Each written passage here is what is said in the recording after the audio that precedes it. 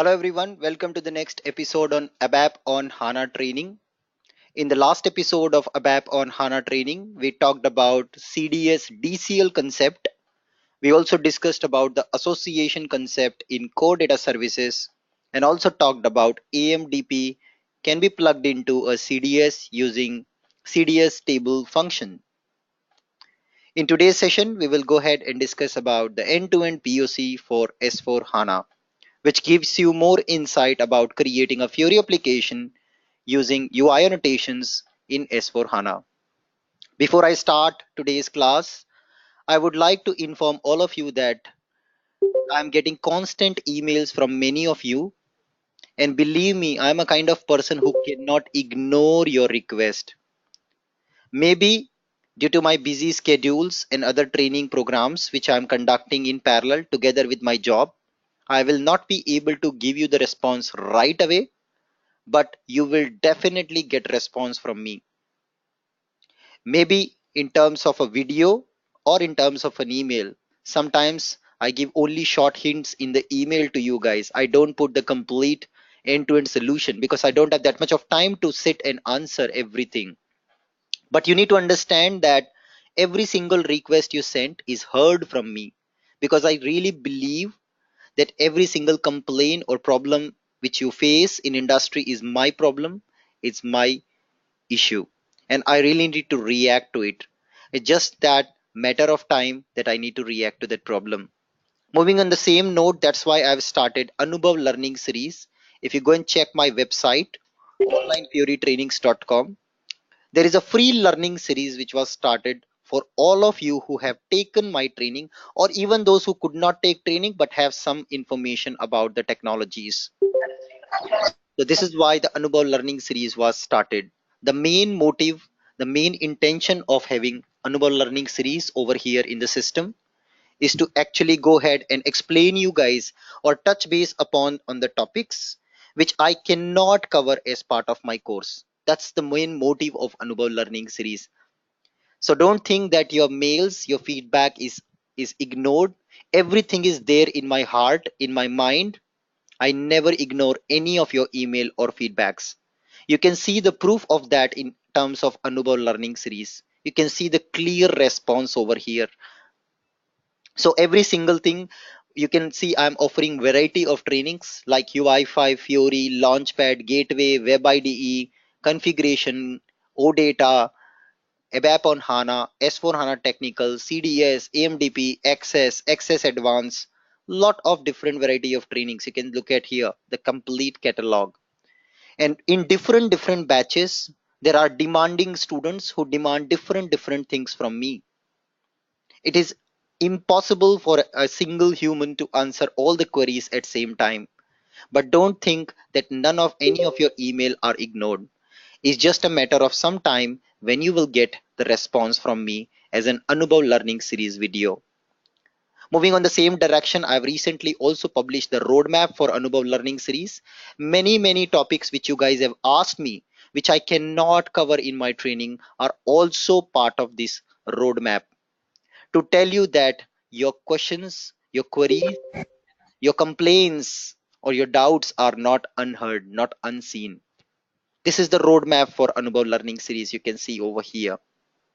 Now recently I posted the responsive grid layout. That's actually from the SAP UI5 batch because I have a very close attachment to my UI5 and Fiori students. This was the first course I launched on internet after so long, and it has got a great success, which has brought me to learn new things like ABAP on HANA and stuff.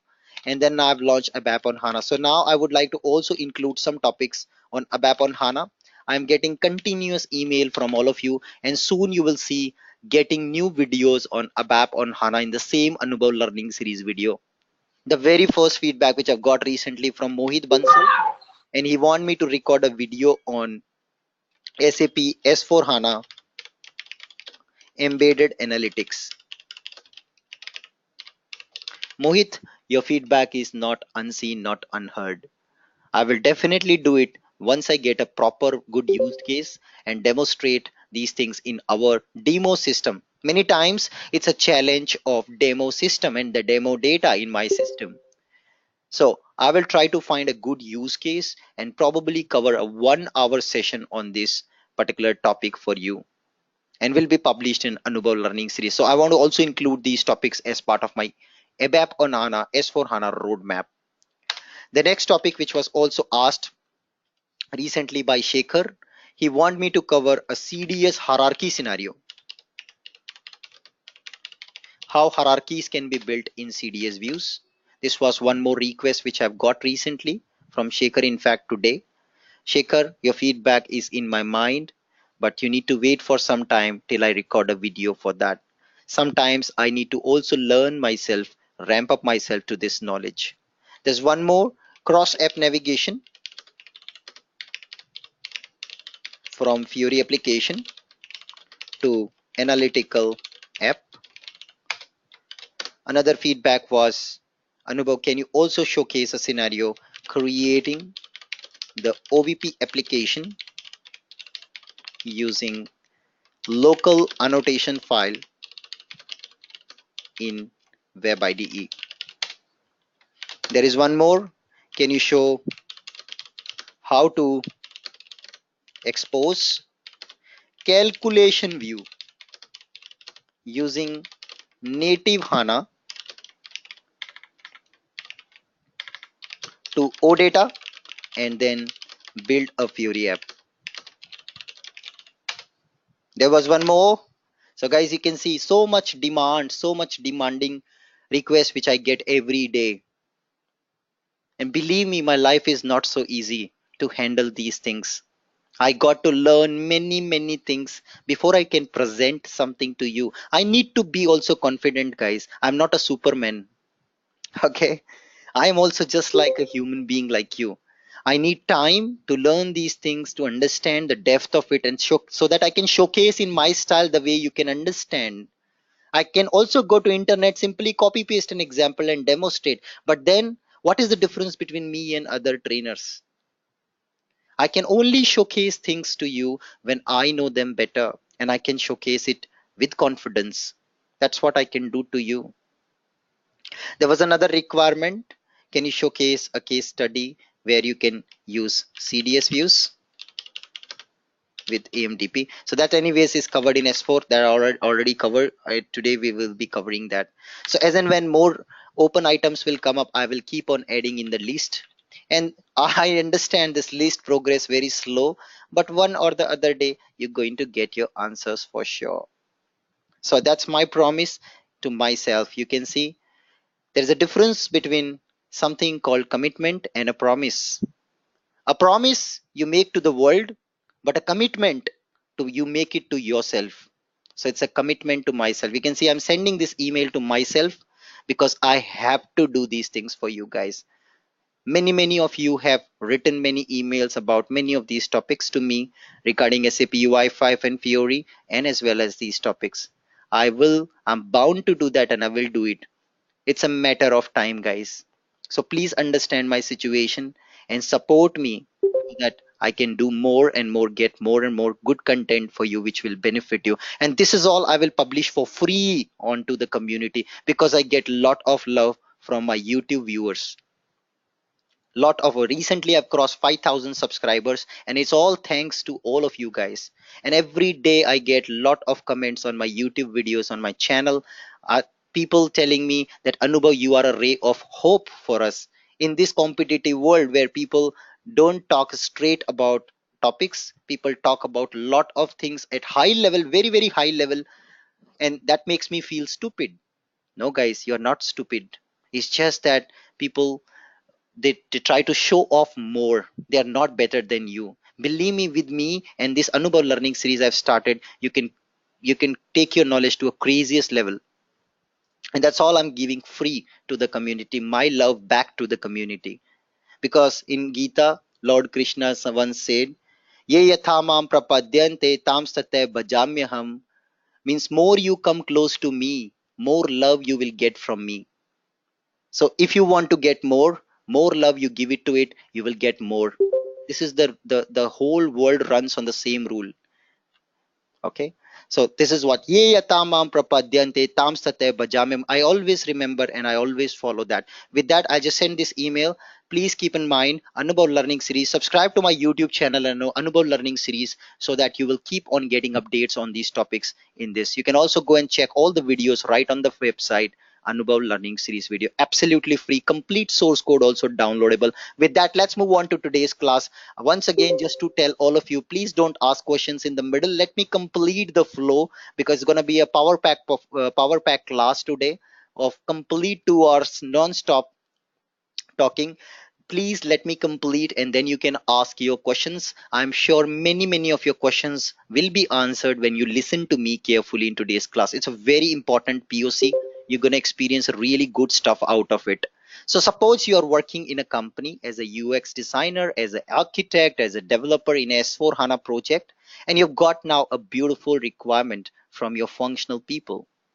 So this is a requirement document I've created. So what we have is we have implemented an S4 HANA 1610 release on February 2017 on our company. The name of company is oft.com. It's just a short form of onlinefurytrainings.com. We have posted IDOC for legacy system to S4 system. So they've posted multiple IDOC documents to SAP system, S4 HANA system, and they want now to design and develop a responsive Fury application to display IDOC processing records were posted to S4 system and a dashboard to the user to analyze the issues during the post of an IDOC. Those who don't understand what is an IDOC, IDOC is very simple concept. It just stands for information document. When you want to bring data to an SAP system from a non-SAP or another SAP system, one of the technique is using ALE and IDOC. This contains the information of your data records, and once they are updated, the data record gets updated in underlying master data and transaction data tables. That's it. That's all you need to know. Nothing else. I don't want to get into more in IDOC and ELE over here. So just imagine some data being posted to S4 system, and there are many times issues while posting this data. And now the end users want a comprehensive Fury application report as well as a dashboard to look at these issues. Below document describes the design and the detailed requirement. Let's start with the database tables involved. Good news, only two database tables. One is EDIDC table, which contains the master record of IDOC, which has the key as a document number posted to S4 system, and then EDIDS, which is the status record, where the latest status and the document number will be posted along with the counter and document number. Let's have a quick look at down in the database table records in our S4 system. Now, before that, what is the ultimate output our end user expect? They expect two Fury application. One is a dashboard displaying the summary of issues. So you can see there are two cards which are expected in this dashboard. The first is going to display the total number of issues in a bar card. And second will be the total number of issues in the donut chart. Let me show you this application live in the system. So how should it look like? This is the dashboard should look like. You can see overall errors in the IDOC, address error, missing part error, not routed error, other error, and shipped lock ID not set up. You see the count of each type of error when IDOC was posted to SAP S4 HANA system. This is the card we want.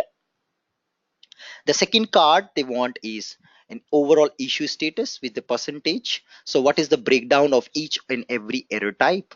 You can see here 70% of your errors are with missing part number. You can also see that number over here. Missing part number count is 42,131 errors in the system. Yeah. So just imagine this dashboard. This is what user want to see. The first application. The second application is going to be, so you can see I've already displayed it here as screenshot. The second application is going to be a list report, which we also call it as a smart filter application, which you can also design. And in this, there will be two search criterias called IDOC number and IDOC status. I can come here. You can see IDOC number and IDOC status over here. And then when you click on go button, it's going to search the IDOCs, individual IDOC records over here in the list. So I can do an F4. I can choose the different statuses, what I like, and then I'm going to filter as well. On click of go button, it fires a search into the backend system, fetches you the data, and now you can look at individual record as well. When you click on an individual record, it changes the screen and shows you the information on the next screen as well. So this is the smart filter for your application. Now believe me, you don't need to learn JavaScript for this. Believe me, you don't need to know any knowledge on SAP Fiori to build this application. Surprising, isn't it? Yes, it is. Interesting? Yes, it increases your curiosity. How did you build it then? Without knowledge of any UI programming, any JavaScript, or any UI5 Fiori knowledge, how can we build it? That's the magic we're going to do today's class. You will see towards the end of this class, entire application, both of them will be built. Yes, basic knowledge of SAP Web IDE personal edition you got to have.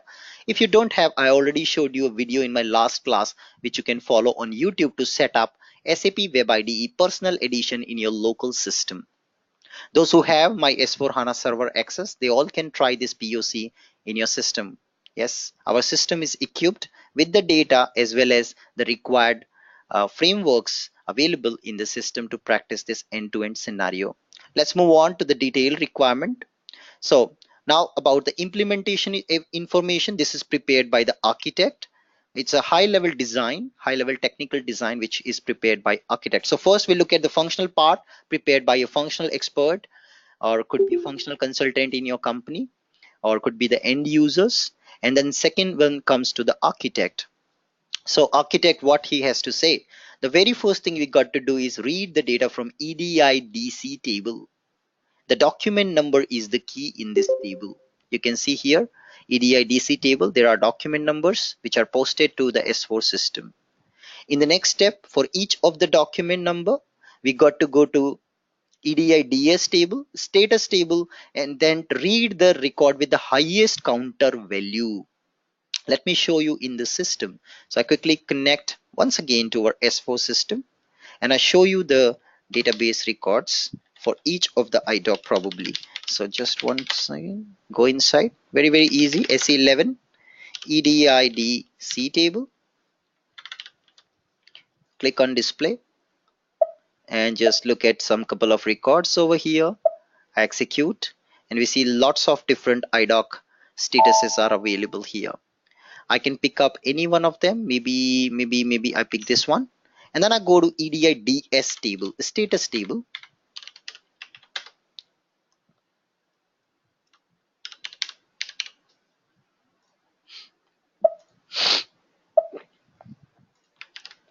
and then let's execute. And you can see for this one, there are 3 times posting was done. 3 times we tried posting this IDOC. Now, what user want is they want only the latest status. What was the status at the last time when it was posted? Last में जो status था वो चाहिए. And then along with that, we also have a short status text why it failed to be posted into SAP S4 system.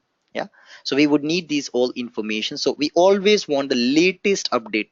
So maybe that IDOC we tried posting 3 times, and the last time what was the status? That is what user interested. User not interested in the first two tries of posting this IDOC. Okay, so let's come back and just come down.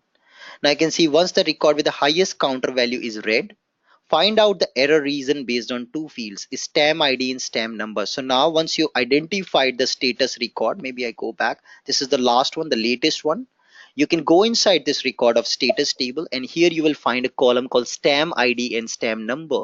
You can see is here stem ID is V1 and stem number is 384. Based on this, you have to categorize the errors. So come down, you will see over here the table which functional consultant have given you. If stem ID is this and stem number is this, the error category is not routed. If it is this, error category is missing part number. If it is this, then error category this. If it is this, then error category this. So based on this, your dashboard will be built. Based on this, your report will be built.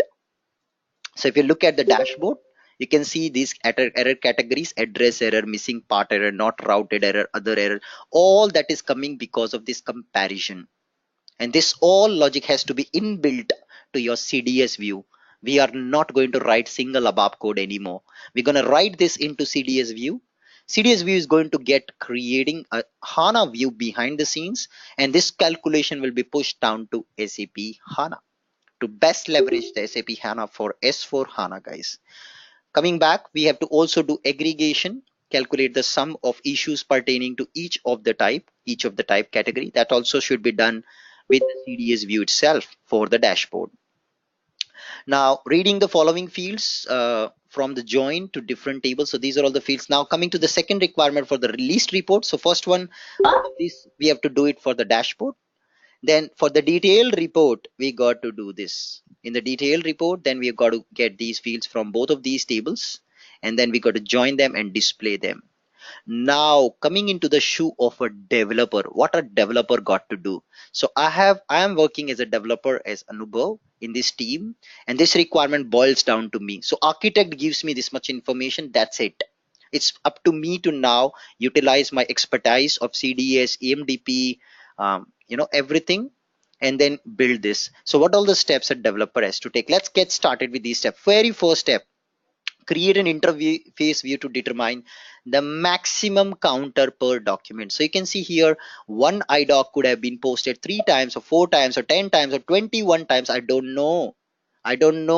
So you got to go and check and get the record with the maximum counter. So you got to go and build a CDS view very first, where you can get the last or the latest document counter from this EDIDS table. This is the very first activity as a as a developer you got to do. So let's go to the SAP S4 system with our EDT connectivity and create our first CDS view with exporting this maximum counter number from the status record of this idoc. So let's go to the system, to the Eclipse, and I'm just going to create a new CDS view. So you can see also the naming convention has to be followed in a company. When you're working in real time, you cannot simply go ahead and do things the way you want. You got to follow the naming convention as per the team, as per the requirement. So you can see also the naming convention in the specification document which we have written is given. So this is the naming convention. You got to follow your company name, your namespace underscore the naming convention for CDS view in S4 HANA. As you all know, I have taught you this in the last class, which is an interface view, a consumption view, or a composite view in S4. And then you have to put what exactly the functionality the CDS is doing. So I'll start everything with y oft underscore I underscore edids max records. Let me create our first CDS view over here. Right click, and I'm just going to create a new CDS view over here. So just choose other. Maybe I just got to create in my local object. So new, other, and now just go and search for DDL source. That's how we create a CDS view in ABAP, ABAP on HANA, and then just go to, okay,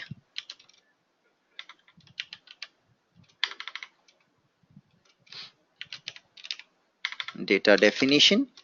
There you go, core data services, ABAP CDS, data definition. Say next, and let's put in here our view name. So it's YOFTIEDIDS max. So YOFT interface view EDIDS maximum counter. So this CDS view will get max counter number for the idoc record from S4 system, and I click on next. Just create it as a basic CDS view. No association at the moment. We are just starting our layer building, like I showed you in the last class. We got to build it layer by layer, step by step. Let's click on finish. And now what I'm going to do is I'm just going to define this over here. Let's put the name. I say YOFT I CDS max. And now I can just come here and put my database table name, which is EDIDS table. Okay, and now what I'm going to do is I just say key property is doc number. You can do control space as well, and then I want to get the maximum doc counter. So that's also I want to put it as part of key.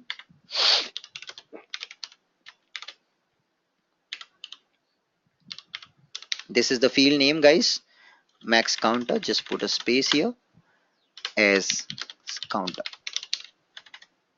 and then just do a group by doc number.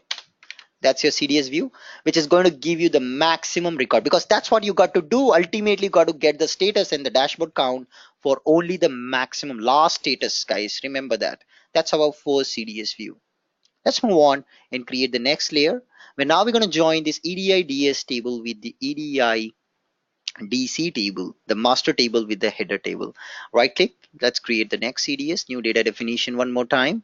And I say y online theory trainings.com underscore I interface view. And I want to create an interface view with edids underscore records. So get the latest records from EDIDS. So now this will still give you the EDIDS record, complete record it will give you. So the first CDS is going to tell you the maximum counter. For that maximum counter, the record, the single record you're going to get with this particular CDS view. So I can come finish. Okay, you can also go ahead and keep testing. So last session there was a question, Anubhav, if you have view on view on view, how do we test? It becomes difficult. No, you go and keep testing your individual view. Let's say execute, and now execute, it will give me a data preview. And if you remember the record which I showed you in the database table, which was having this 380045, file, let me copy this, come back and maybe apply a filter and check कि इसके लिए कौन सा record आ रहा है. Enter कर दो. You see it gave me the maximum counter. Give me 2. 2 is the maximum counter. 1 0 is not there. 2 is the maximum one. You can see it. You got this here. Wow, superb. That's what we wanted.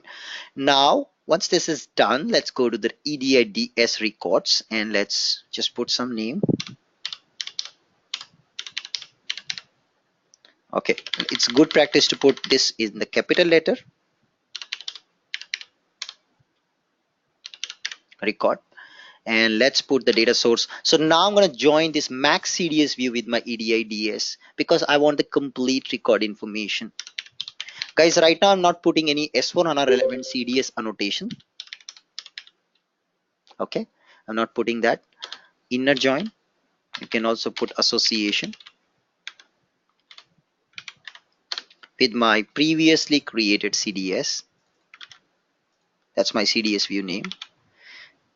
Association this on this.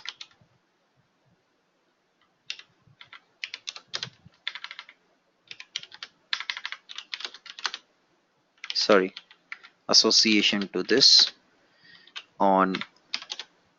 And now I'm going to put my this name of association as max record on.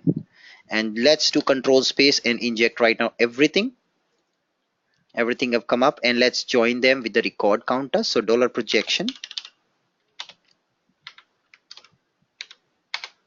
dot counter should match with my max record counter.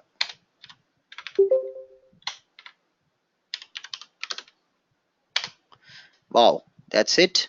And let's now put the fields which we need. So you guys know that CDS view, when we use, we don't have to really put the client field at all. Now it's also important that I put the document number because both has to be compared, guys. So doc number is equals to max record doc number.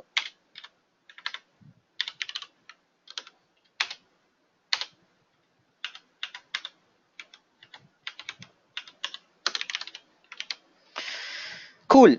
And now let's put the records here. What are all the fields I need? So I want the statuses dot document number. So this is what I want. And then I want log date. So I can just put here the key field. So log date and log time is the key field for me together with the counter. And then I want create date. I don't want create time. I want status. And then we want also, if you remember, the fields like stem ID and stem number. Together with that, I would also need the message information, STATXT. So this one is status text also I want with the status text is Tapla1. That's my message ID. So you all know in ABAP we have a message class with 4 message variables. So this status text is going to get your message together with ampersand the placeholders, but those message variables will be in the stapa fields. Okay, so maybe just to show you an example, you can see here is a message status text. All of them are m%, but the values of these m% are actually here parameter 1, 2, 3, and 4. This is why we would need this stapla 1 and status text. This will be required for our list report. That's why we are selecting them. Status type, we need then stem id and stem number. So just select the fields which you really need. You all know the hana now. So hana, it's best performing when you really select the fields which you need, not do select star. So that's my, now this cds will give me the maximum record of every document number with the details I would need. Okay, let's activate and test this cds view. Let's go with the flow, guys. Don't panic right now. We will build step by step. You will see till the end complete output. So now once again, if I just do a filter, you will see here the latest number. I just put the same number which I take it from here, put it over here, and oops, you see it's still giving me now here in this case all the records. You see it has actually fetched all the records, though I'm doing an association to fetch the counter. I'm checking with the max record. It's not giving me the right result, so maybe I have to do an inner join instead of association. I'm not sure how this join is evaluating. Could be that it's working as an outer join. So let me do exactly an inner join, this as this on, and then I can just put my status table here and then put my this table also here, and looks everything same. Let's reactivate and test the output one more time. Okay, so let's execute the data preview once again to see what it produces. So I can come execute, take this copy, come back, do a filter on document number, execute, and now you see guys with inner join actually, so association was working more like I think an outer join, not really giving me the maximum record value, but now with this inner join it is enforcing that it compares both the counter and the document number and gets me only the details about the maximum counter for this record. Every record will come unique record with its maximum counter value with the data. Okay, that's your next level.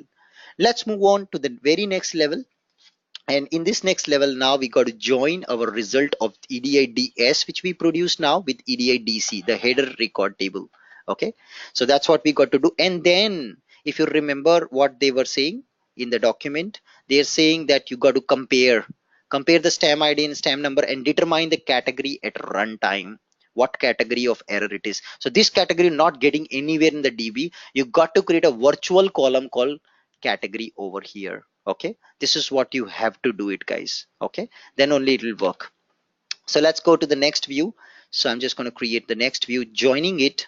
So I say new data and I say YOFT underscore I underscore, or maybe I just put it as a composite view because joining two tables, which is header and items in this case, composite view, and I say idoc cat. So now get the category from join status record. So we got to produce a record now, a virtual column which identifies this category. So right now there's no column in the DB today which is determining this. This has to be determined at runtime by CDS, guys. That's what we got to do. Let's go ahead and do that. So just say finish, and this time I'm going to just join my table with an association to my underlying view, which is records. So let's come to and copy this and let's produce an association. So ADIDC, and just let's give a name over here, YOFT underscore composite idoc get, and let's put EDIDC as header, and then association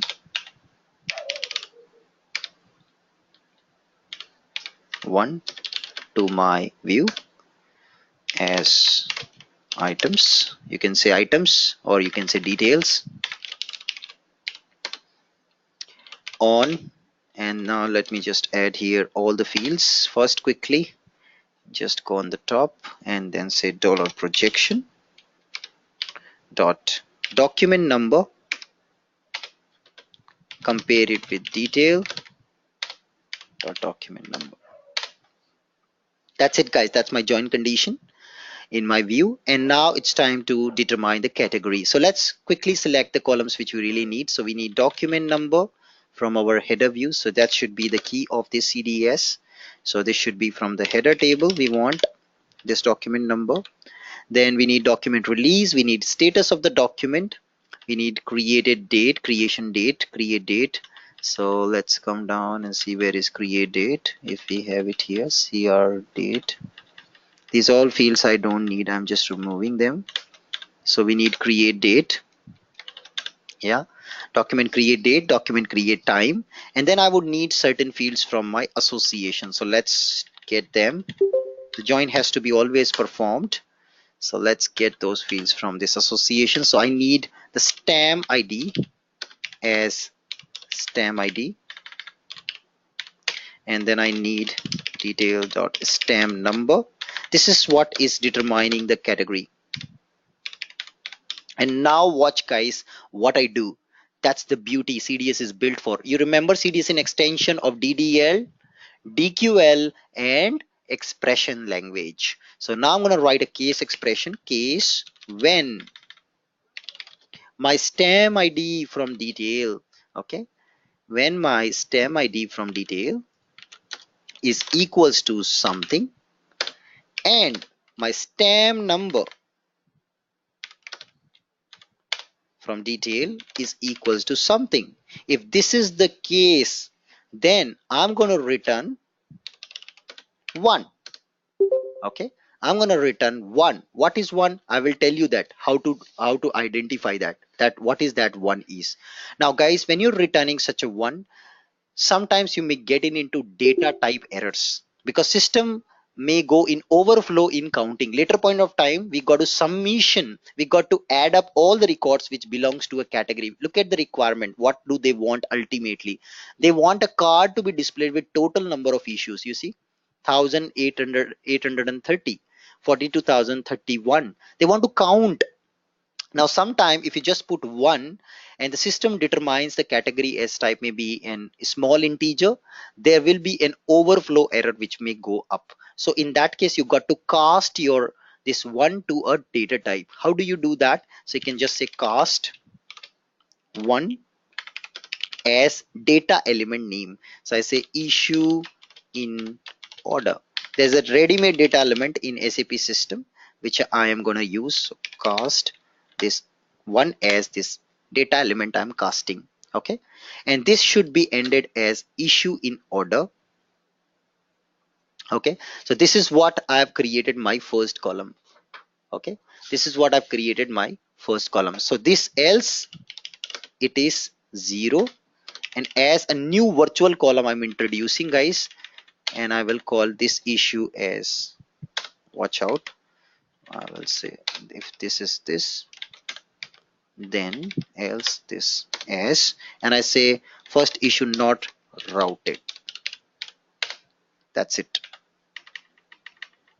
Case when this is the case, then it is 1. Okay, sorry, because this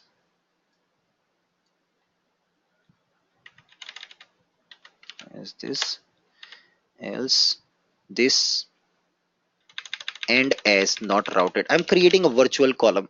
Okay, now here let's get the condition from our document. So the first condition, when it is a not routed issue, when the stem ID is cache message and stem number is this, it's a not routed issue. So let's take this, put it here. I'm just following the spec, just following the spec. You don't have to use your head in this condition, just follow the spec. Similarly, there are other conditions, so you can just add them. 2, 3, how many soever they are, just create virtual columns for each type of issue. So if it is v1 384, this is how you push down the logic using CDS 384, and then it's a missing part number. So I just call this as a missing part issue.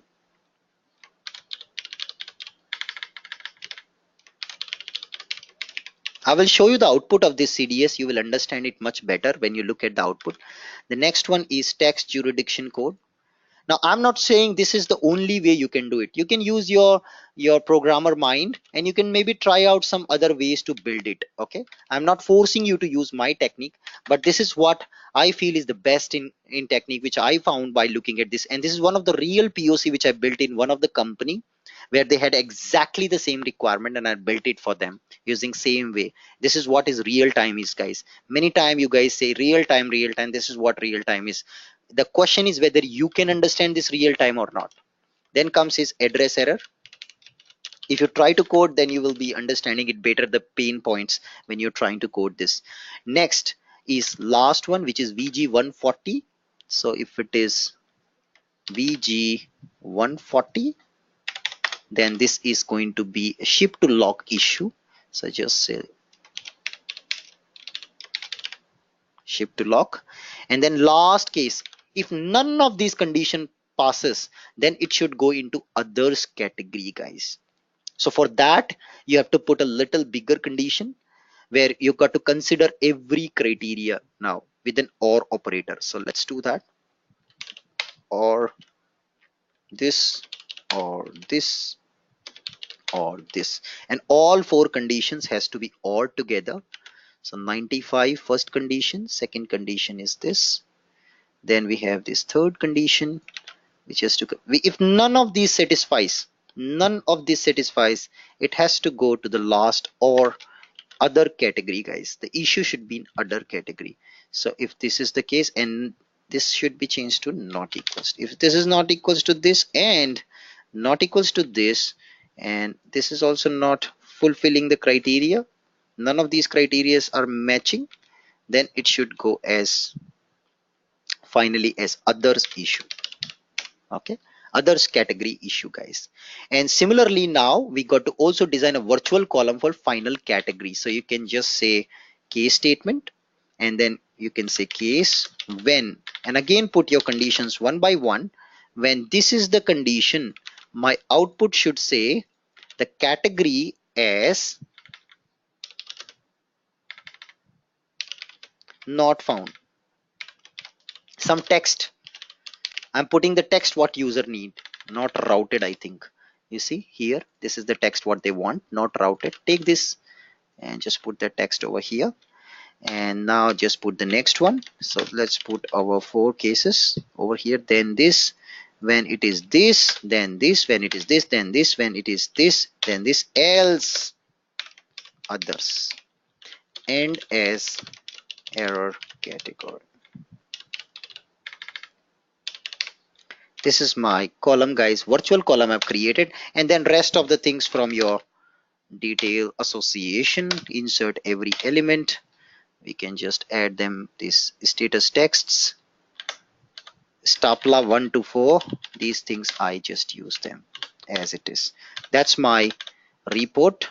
And let's put these conditions quickly one by one. So text jurisdiction code is, if it is 101, then it is issue type is missing part number. The category should be displayed as missing part number. And then if it is VG 140, then the category is VG140 ship to location ID not set up. This is the issue type it is. And then if it is 101, this thing, where is that? This one, 101. Okay, that I already taken. So address error. Sorry, I think I did a mistake. Missing part number is V1384. So V1384 is missing part number. Then address error is text jurisdiction 101 is address error, and ship to lock ID setup is VG140. Perfect.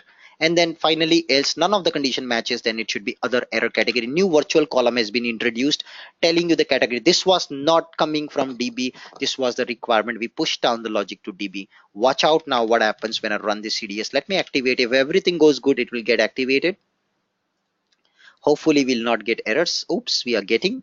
So something is wrong. Let's check it. What is that wrong? Data element issue in order does not exist or not active. I think I'm doing a mistake. This data element issue in order, I think it is issues in order.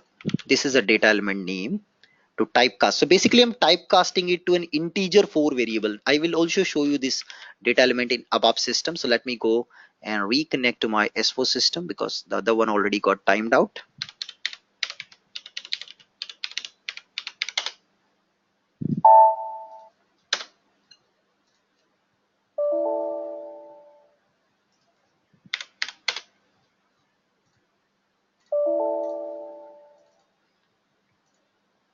So this is sometime required, guys. When you run the CDS at runtime, you'll get overflow errors for integer values.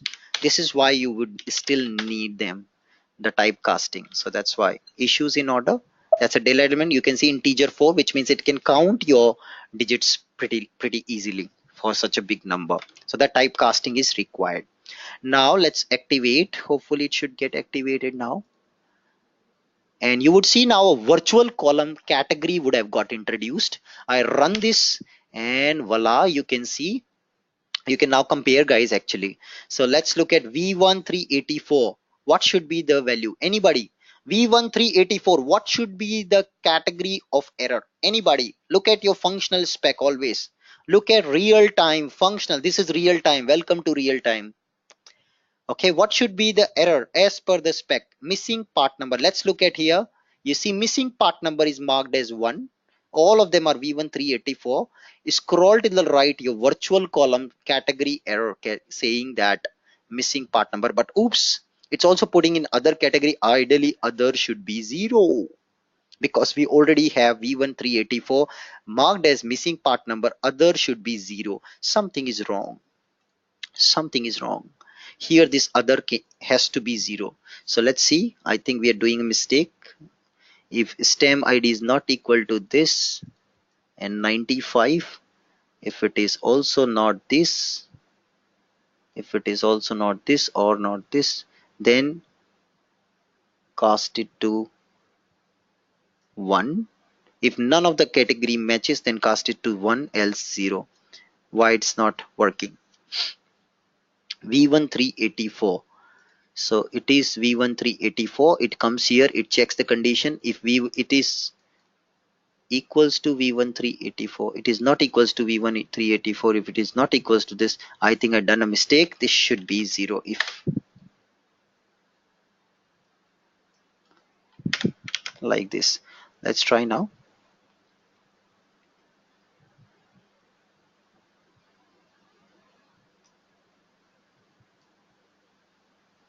And I just say execute again. Okay, yes, others become 0 now, you see. And if a category suddenly comes which is actually really others, let's see, do a filter because data is huge, guys. In these tables, it's a S4 HANA system with huge data. That's why you may experience that you will not be able to see some values. So maybe I just show you some other category values. So you see all of them loaded. Say okay, and now you see some of them are marked as others. Let's look at the code. Tax JD 500. Do you see here anywhere tax JD 500? Stamp ID and stamp number. Do you see tax JD 500 here anywhere? Anybody? Do you see tax JD 500? No. What category it should go? What category it should go? Other category. That's what system is doing, you see. ME0077077. Do you see ME077? No, nothing. Should go to other category. That's what system is doing. But oops, guys, something is wrong. It should ideally here this other should have come as 1. Something is wrong in our code. Something is wrong. I think this has to be 1. There's something we are missing to not get this actually. Let me just check. If this is not equal to this and it's not equal to this, then do this. I think it should be an AND operation here. This is what I feel.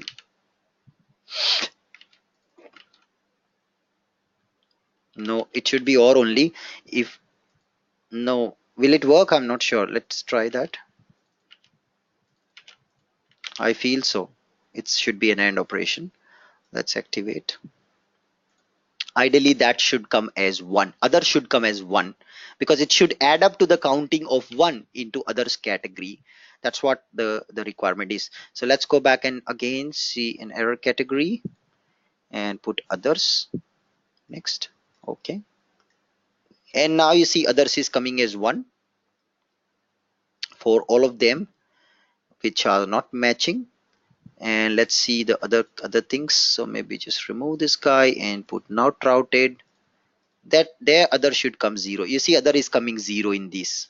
Very good, it's working. So it was a problem with AND operator. You got to put an AND operator to make it work. So now this is how you can test a data preview in your CDS output, and then you can determine what exactly happened. And now the next CDS, what I'm going to do, I'm going to do a sum up of this. If I built another CDS on top and sum this column not routed, okay, what will happen? Sum this column not routed, you're gonna produce a total pretty easily. Yeah, very easily you can produce a total. So it should match to one of the 4 cases. Yes, it should match to one of the 4 cases, and then accordingly the category is determined, and this also is getting determined. So maybe I'll just show you the another one. Maybe ship to lock setup I put and say okay, and you see only these many records are there with VG140. Let's go VG140 shift to lock ID. Yes, and it's coming into the category of shift to lock ID. Others is 0 still. Very good. So this will now work out. You can also try that in SQL console here. Say SQL console, and now I want to do a group by based on error category. So I just say error category, and I can say sum of my records with error category probably, and then that's it guys. We can do a group by on error category,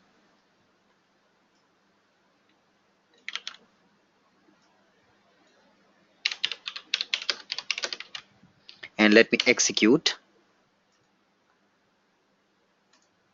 Why it's not running? It's giving me some error. Aggregation function can only be applied to numeric fields. Okay, fine, no problem. We can do it on doc number.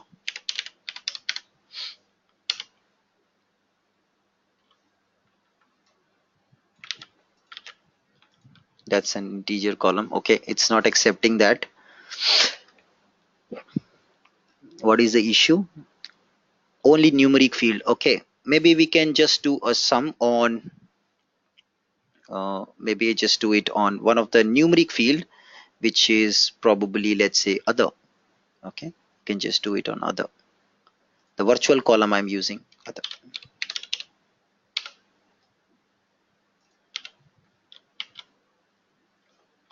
Why it's still not working? Let me just check. Error category others.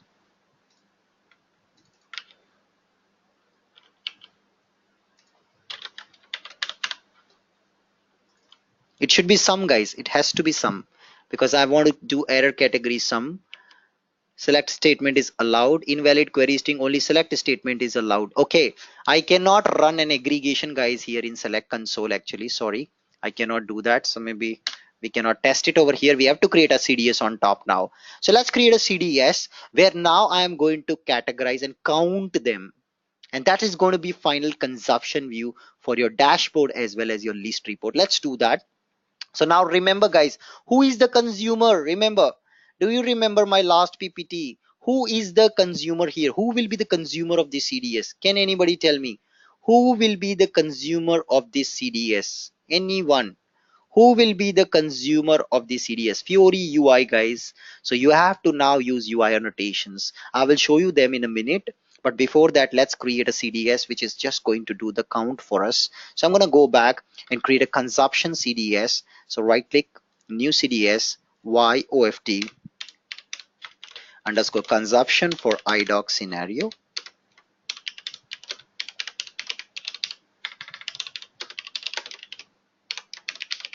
I'm going to upload all of this code into the notepad file and into the training blog. You all can download and try in your system. Okay, so you all can do that. And now time to select the data from our previous CDS. So that's how you got to build step by step all the CDS views in your company. So now just come select from here, just put this, just put this name, some name I'm putting, control space, insert everything right now. And now we're going to do some aggregation over here. So first let's mark the key field is still the document number. And now in the next level, what we will do is we are going to do some aggregation. Okay. Now on top of this aggregation, we are also going to count the total number of issues. So we got to build two CDS views, one CDS view for our card and one CDS view, basically one for analytical app and one for our list report. Two CDS views I'm going to build, guys. Okay, so let's do that. The first CDS view is for the card for analytical application. So I mark the key as a document number, and now I'm going to write a case statement on my error category, and based on that I'm going to count the total errors. So let's just use error category field over here. So right now just use this, and rest all I don't need, just remove it. Let's quickly run this. You're gonna see all the non-normalized records. Actually everything will come up with document number, error category, document number, error category. So you'll see a lot of error category and each of their document number. But now let's see how can we calculate how many total document per error category have an issue.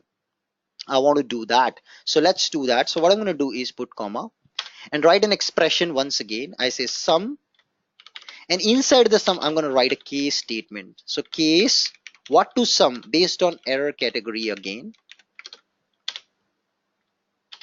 When error category is not routed, then sum the not routed column. You remember we created a column, virtual column, with every error category coming as integer one, not routed column. So when the error category is not routed, sum this column. When the error category is missing part, sum this column. So it will sum up individual 1111 based on error category. Otherwise it will not sum up rest of the things. So when it is error category is, let's go back to our requirement document. This is the single source of truth. When it is not routed, then please sum not routed. Okay, not routed column. When it is missing part number, then please sum my missing part number column. And just going to do that over here, missing part number, sorry. And then when it is address error, then address error. When it is the last one, ship to lock ID setup issue, if this is the error category, then just ship to add lock. And finally when it is others, then sum up the other column. Okay, as total issues. This is what I'm doing, and just do a group by, because when you use an aggregation function, you all know you have to use the columns which are not participating in aggregation function.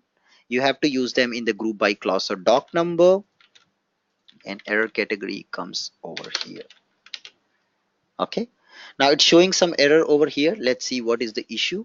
Case statement, when this, then this, when this, then this, as total issues. This seems to be okay. Why it's giving me an error? Some case this, then sum this, else then this, sum this. This is what I'm doing. Then others, yeah, I forgot an end statement for this case, and I save this. We are done. Thank you. And let's activate this, and now let's execute. So now you see still it doesn't get really meaningful output at the moment, but now I'll show you magic. What I do, I register this as an OData service now. So I'm going to go ahead and register this whole thing, this complete thing as an OData service, because ultimately Fiori has to consume OData, guys. Fiori has to consume OData. So I have to register this as an OData, and I will show you magic with OData. So I say at the rate of OData publish is true, save this, activate this, and watch the magic with OData. So in OData service, those who have gone through my basic session on OData, I've already taught you. You will know that there is a dollar symbol in OData which helps you to select certain columns. Maybe first let's register this OData into the system. So that's OData generated. I copy this OData name, go to my S4 HANA system, and now go to my service maintenance transaction, where I can now add this as an OData service. Add service, local, put my service name, press enter, select it and say add service to the service catalog. I just added it. Other CDSs doesn't need, only consumption view. That's the concept of consumption view. Only consumption view need this annotation. Rest all doesn't need. And now your OData is ready. Let's launch it in the browser. I launch this in the browser, and watch out guys, what happens. Still it produces every document number for you in this entity set. This is the entity set which it has produced, and in this entity set it's going to produce certain records to you. So I just put it as a JSON. It will never load, I think, because there are millions of records in this idoc table. Probably it will do some top skip behind the scenes and load maybe some few records. You can see the couple of records which has been loaded. Maybe I just load maybe 20 records, so I can use ampersand $top 20. This is the call I make, and now you see it has loaded 20 records. So every document number, its category and issue is coming as 11111. Now anybody, those who have gone through my OData unit which I posted on the blog, if you remember, what is that symbol in OData we use to select certain columns? I don't want all the columns to be selected. I want very certain columns to be selected. Which symbol do you use? Not metadata. Perfect answer. It's $select. Now watch out here. I will now fire a $select, and I will tell the system, do not select document number. Just select error category, comma, my total issues. Watch out guys, watch out with this query. So now I'm excluding with my OData the doc number. Do you know what it will do? Anybody, can you guess what it will do? This $select, what it will do? It will actually ignore the doc number, and it will then go to the CDS and see the logic of CDS. The logic says error category and this total issues, only two columns you want. If you ignore this, what do you think will happen? It will group by only error category and give me a sum of total issues per error category. Watch out. Come back, press enter, and see what happens. System is going to do magic for you. That's the beauty of OData. So it will now total up issues per error category. This is what system should ideally do. Okay, it should not get you the document number, it should just total it up. Okay, this is what system's supposed to do. Okay, let's see what happens. So here I just passed $select error category comma total issues. I don't think so it is doing. It's just selecting the error category and displaying your total issues. It's actually not doing the aggregation at the moment. Ideally it should have done an aggregation for us, where it should have totaled up the issues per error category for us, because we are just selecting them. It is not doing, actually it's not doing. Maybe just show you ampersand $top equals to 10. So it should have ideally totaled up error category plus total issues, guys. So I think it's not working as expected. So you can see still it is not purning my doc number. It is still considering the doc number, just giving me the records, but that's okay. We will see that ultimately in the dashboard how will it work. So right now you just see it's with the $select also, it is just giving me the records. It's not aggregating. It should aggregate ideally. It should calculate me the total. Why it is not doing is because we have to add now UI annotation to make that happen. So let's go and put a UI annotation called default aggregation called sum. Okay, let me put that UI annotation above my property for total issues. So let me just show you. I come back here and I put an annotation at the rate default aggregation equals to sum. Watch out guys, now what happens when I aggregate.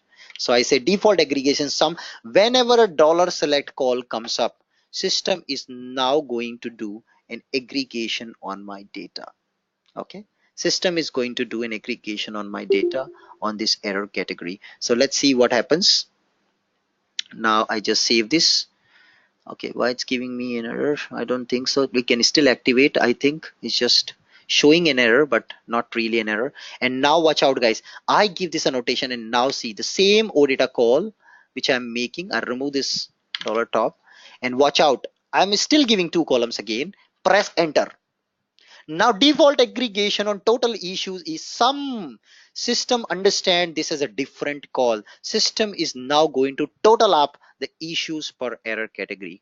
So let's see what happens. We just added a new annotation called default aggregation sum. Ideally it should sum up my total records per error category, which is actually required by the dashboard as well as your card, your total issue card guys. That's what it should do.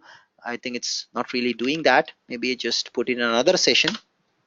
So sometimes it could be a gateway cache issue that things doesn't update. Okay, invalid, no mapping of data type found. Oops, invalid or no mapping to system data type found. This is the error I was talking about. When you are doing a sum with that 11111 thing, it is giving you this error, data type error guys. So I think we have to do some more casting little bit. Let me show you that trick of casting. When you get this error, you can actually have to do more casting. So this, instead of just data element casting, you got to do little more casting.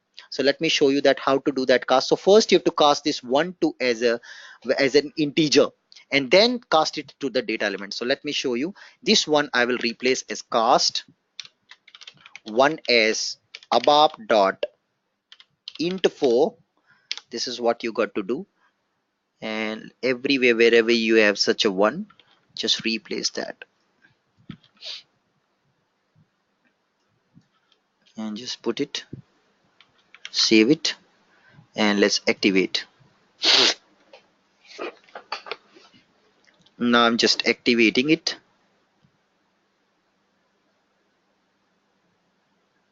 Let's see what happens. Yes, two time casting I'm doing. First to abap int4 and then to the data element. Let's come back, take this call. It's actually trying to do some now guys. That's why you get this error, and voila, now look at the response. It has totaled up my issues guys. This is what my end user wanted. Believe me, this calculation runs on HANA. You are not fetching everything to application layer. This is hard coded deep into the heart of SAP HANA. This is what we want to display in our dashboard, the total issue count and a donut chart displaying the total issues. Is this clear to everybody? The power of dollar select and the power of this sum aggregation and the issue which we were facing in the typecasting also got resolved. Is this clear to everybody? I will open house for 5 minutes to ask your question till here. Any questions if you have? Please ask your question. Can abap int 4 I mean casting? Yes, it means casting. So first I'm casting it to integer 4, then I'm casting to this. This is how it should be casted actually. The one should be. What I'm going to ask here is the draft one as above dot int is enough to get the summa because No, I was testing it actually the other day with just int 4 to casting. It did not work. I have to cast it to the data element also to do a summation on top. It did not work. It gave me an error. That's why I had added this casting on top with the data element as well. okay. You can try it. Just try that. Okay, we already written some in code. Why some annotation again? You need it so that OData can understand when your call from OData comes up. You see now you're requesting error category and total issues. So system should understand this annotation. This is for the OData. If the OData call comes, then system understand that though there is a call coming, but it's now has to really do a sum actually. It has to really do a sum in the database, underlying database in HANA. It has to do a sum when such an OData call comes. This is why we have to add this annotation. Okay, now moving on, let's go ahead and now Uh, create a dashboard. just another one question here. There are in HANA, I've seen related to the aggregation in the group by like summing that particular field before grouping or after grouping. There are something like before aggregation or after aggregation, something is there. So if we remove one of the field, like I don't remember the exact case, but there is one topic like before aggregation it will sum or after the group by it will sum. There are in That two. comes into the Uh, analytical view. Let me show you quickly. That comes in the analytical view. When we were doing currency conversion, that time it was coming. So do you want to do currency conversion before aggregation or after aggregation? This is what it was. So maybe just go and open one of the calculation view. Sorry, not CDS. I just come to my HANA schema, as my schema, and just go to, sorry, I should not go even there. I should go to my project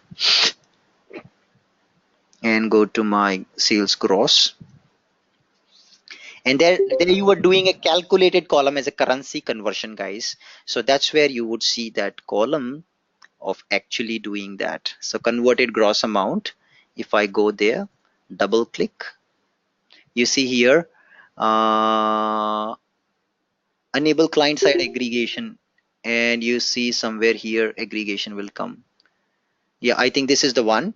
Enable client side aggregation. So aggregate before currency conversion or aggregate after currency conversion. So when you're summing up the data, do you want to do convert every record to target currency and then sum, or do you want to first convert everything to the target currency and then sum, right? So this is right. enable client side aggregations. This is that option behind the scenes which system is using with that sum annotation. Actually, don't go so much deep, you will get confused. Don't think too much. Don't think too much, just go with the Okay. flow. Go with the flow of POC. That's why I told initially to not ask too many questions. Let me complete this end-to-end POC, you will get a fair idea, and then go back and think about it. How will you do it? This is what will make you learn, guys. Believe me. If you not believe me, try it. I don't say you believe me. You go and try to look at the POC. Now I'm showing you solution. I'm building it for you. I will demonstrate end-to-end functionality. You go back home. Don't look at my solution. Look at the spec document and just try to build yourself. You will face issues. And when you look at my solution after that, you will be clear of what I did, because that's human tendency. Human never understand things until they commit mistake themselves, and this is applies to me.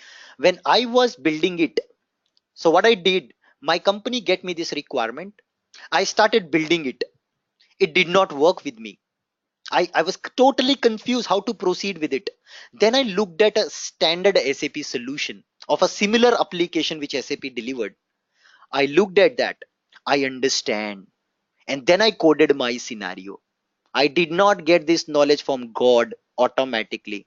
It never happened that I am sleeping and God come into my dream and give me this knowledge. Anubhav, ja kal bachcha tu code kar dega. Nahi. I went into the system. I looked at a standard Fury application delivered by SAP, the OVP dashboard. It was similar to that. I looked at their code in my S4 HANA system. And then I realized this is the way you can implement. And that's what I'm presenting to you guys today. So do one thing. If you really want, if you're confused or you're not sure कि ये क्यों किया, ऐसा भी कर सकते थे, go ahead and try yourself. Who is stopping you? And then look at my solution. You will understand what have I done, why have I done what I've done. Okay, will be more clear. Believe me, it will work out for you. It worked out for me, and it will for you as well. Believe me. Okay, let's move on to the next one. We are now going to add annotations so that our OVP application can be built, and all our UI annotations. So you know that we got to add a chart. We got to also add a list report OVP. So let's start with the list report first. So I'm now going to add a list report. So I'm going to first say my, look back the UI. Look back the UI. Let's look at the UI. Where's UI? It's here. So what I want an error category and this number, right? So you can see already my auditor is giving me this error category also coming and this number also coming. It just has to be displayed over here in the dashboard. This card has to be displayed. So for this to be created, we have to create a annotation. What annotation? There's something called line item annotation which we can use, guys. Line item annotation, UI annotation it is, which we can use, and that would then generate these line items for me in a list. Without having any knowledge on JavaScript or Fiori programming, this can be done with annotation. Let me come back to my CDS and show you those annotations, those magical annotations which really help you to do this. So I just come back to my ADT, and first annotation I will say, first thing which I want to display to the user is my error category. So that's my first annotation. I'll put it here and I'll say at the rate of UI dot line item annotation. I want to create a line item. Position for this line item is 10, and I can also give a qualifier. Why qualifier is needed? Guys, we will use the single CDS to build two cards. Okay, we will use the single CDS to build two cards. One card for line item data total count, another is for donut chart. So how do the UI differentiate between them? UI should be able to differentiate, right? Which annotation used for which card. That's why this qualifier is required. So I give this qualifier as Anubhav. That's my first annotation to create it. And then I can also give a label for this if I wish to, but I don't want to. That's it, my first annotation. And the second identifier is this 3200 something.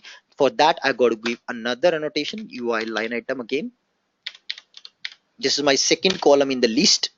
Position is 20. Always position starts with 10, 20, 30, 40, not 1, 2, 3, 4. Okay, and then again same qualifier Anubhav. Save this. Okay, you can additionally give something called label, which we will give later.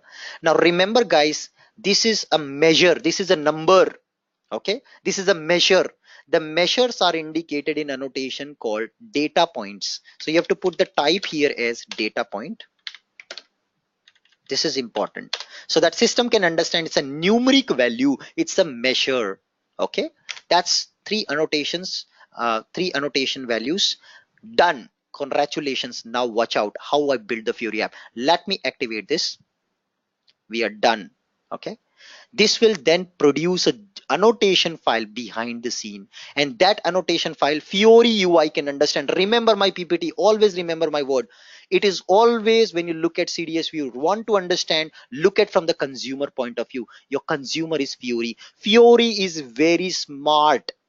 It can understand what you've written in terms of annotation and can generate the user interface automatically for you.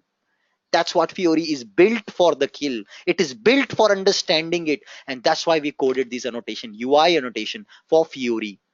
Let's go to web IDE. That's my web IDE. Sorry, this is my HANA web IDE. I'll go to my Fiori web IDE. Here it is. I'm just going to close these things, and now I'm just going to reload my web IDE, and I'm going to connect to my OData service over here. Let's create a new Fiori app. Right click, new project from template. I want to create a Fiori application of type Fiori element. Choose SAP Fiori element type. Okay, so I choose now the Fiori element type, and I'm going to create an overview Fiori page on top of my S4 HANA CDS view built with the UI annotation. Remember, S4 HANA CDS view built on top of UI annotation. I'm currently using 1.44 as the Fiori version. So that's what I select, and I say next, and I'm going to choose my project name. So according to the company, you got to have a naming convention in your company. So YOFT, and I say this is my iDoc dashboard which I'm building for S4 HANA. So iDoc dashboard, that's the name of my Fiori application. I click on next, and I choose my S4 HANA system over here. All the details to connect to this SAP Web IDE to your S4 HANA system I've already shared in the last class. How do you maintain this connectivity in our ABAP on HANA session? So let me just put my username password for my SAP S4 HANA system over here, and then it will get connected, guys. Wow. Let's pick it up. Our auditor service generated out of CDS view with UI annotation. So let me go back pick up my CDS view name, underscore CDS will be the OData service, as you all know. That's my OData service which was generated. I'm going to click on next button. And now watch out. See guys, it's trying to read the annotation file from the backend system. You see, this is the annotation file it has read. Now there are two ways to build a dashboard in SAP Fiori. One is you code this annotation file manually. Another way is this is generated by CDS view. So in this case, we are using CDS view to do that. And that's what CDS views are good in. Okay. So I'm going to pick this file up. No coding at all. No JavaScript coding knowledge required for this course, guys. No Fiori coding required for this code. Zero coding. All knowledge comes from SAP CDS views. CDS views with UI annotation, guys. No knowledge required to all of you. This is what SAP generates automatically behind the scenes when you put your UI annotations in the CDS view. So this annotation file is coming because you have put some annotations over here. Okay. It's coming from the backend system automatically. System will create behind the scenes. Just the way when you put OData publish annotation, system created an OData service. Similarly, when you put UI annotation, system creates an annotation file for you. Okay. I click on It's next. a VAN, underscore VAN after Yes, CDS. always Always. underscore VAN annotation. Okay.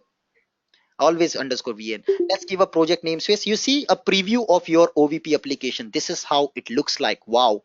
Amazing, guys. This is what we do in S4 HANA. Many Fiori apps we build like this on top of CDS views with annotations. Powerful, very powerful, guys. That's why you see BW people are losing their job. Why? BW work is no more in the world. People are talking about backend, the middleware layer as CDS with annotations, the front end layer as UI5 and Fiori. That's why BW people are losing their jobs in the market.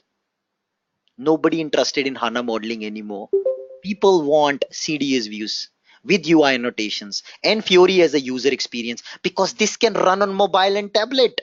It can be plugged in with the iPhone. It can be plugged in with Android. It is all about responsiveness. Lumira is also another option with ABAP on HANA and S4 HANA stack. This is the way forward. Lumira is another option. I'm not a Lumira expert. I'm not a Lumira expert. But you can feed in this data to Lumira also, or data consumable by Lumira as well. Okay, I'm making you an all-rounder, not just a batsman, not just a bowler. Coming to the project namespace, I can just give any namespace. My company name, OFT, that's my namespace. And I can now choose my entity name, which is there. Give my application title, my iDoc Fiori dashboard.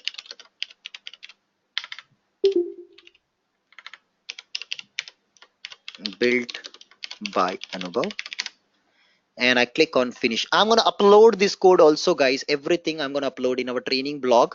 You all can download this and put it in your web ID to make it work without any problem.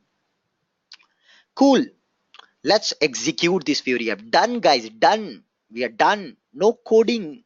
Zero coding. All with CDS.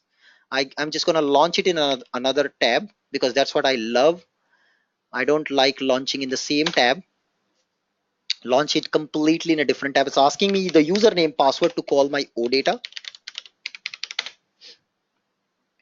Now you see right now there's no card loaded because we have not yet created a card. Time to create our first card. Let's come back. I'm going to right click and say new. I'm going to add a card and I'm going to select my OData service. Cool. Next.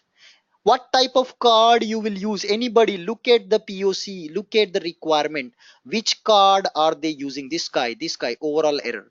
Which card are is what they expect out of all of this? Anybody? Which is this card? Look at the document. This one I'm talking about. Which card is this? First one, the least card. Do you see a similarity? Yeah, isn't it? This is the one. Now I also choose the select to enable the view switch on the card. Okay, very important. You can also uncheck and go ahead, no problem.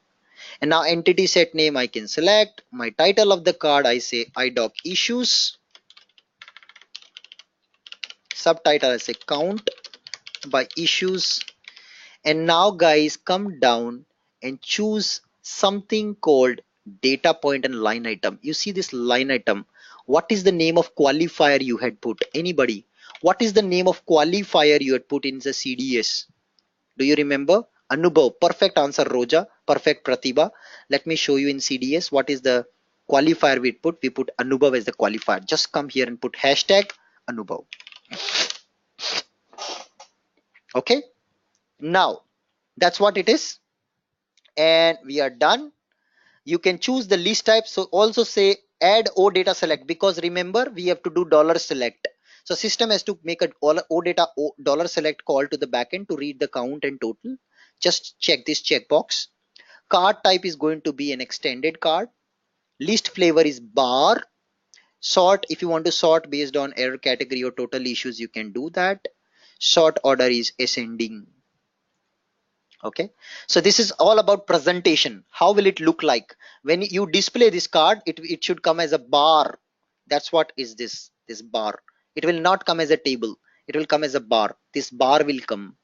When you say list type extended, it will show everything whatever is coming, all 5 categories. It will not condense. It will not show like this, showing 3 of 35. Not, it will not do that.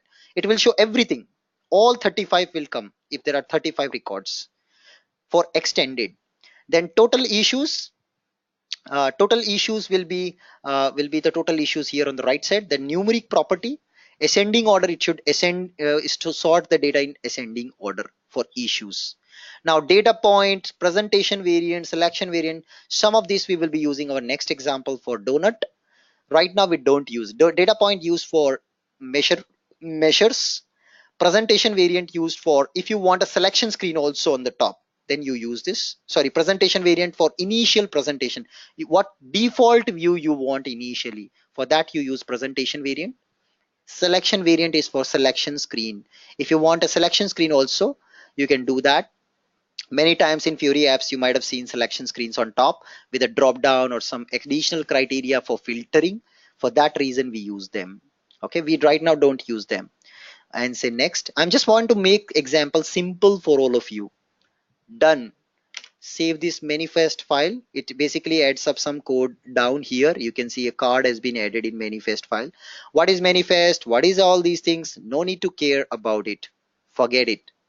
Okay, not really at all usable. Just follow the flow. It will generate the card for you. Come back and refresh my app, and voila, you see something is popping up over here. Are we missing something? Are we missing something? I think yes, we are missing something. Ideally it should have showed you the category and the total. We are missing something. So in this card we are missing something. You can see here annotation path is hashtag Anubhav. There is one more annotation we are missing. I think we are missing here the data point annotation. So let me just go and add the data point annotation also. So I go to my previous application. So let me just go to dashboard application, go to its manifest JSON and see for my first card what annotation they need. O data select is added. Very good. Annotation path is added as Anubhav. Okay, all of this is same. There is not really a major change. So this is all okay, guys. There is no need here any change. But in CDS we still need a change to specify the threshold value for the data point. We forgot to specify data point in the annotation, guys. So system is unable to recognize what data to display here in the numbers actually. So that is another annotation called data point annotation. I have to add that. Let me just go ahead and add that above my numbers. So go back and let's come here and put a data point annotation, because you see we have added it as a data point. So its corresponding annotation is missing. We have to add that. So I say UI dot data point. Inside this now you have to put title, and let's put number of issues.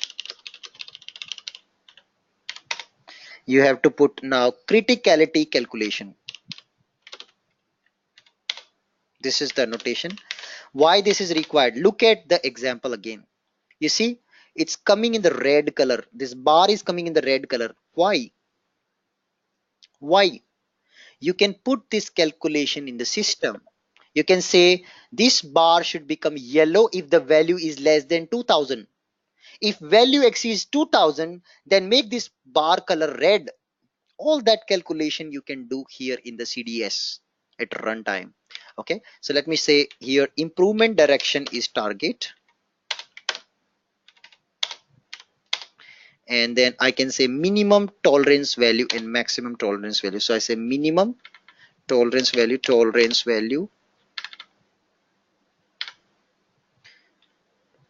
range low value, and I say minimum is maybe 1500 or maybe 2500. If it exceeds this, then it should come in the yellow color. And what is deviation range high value?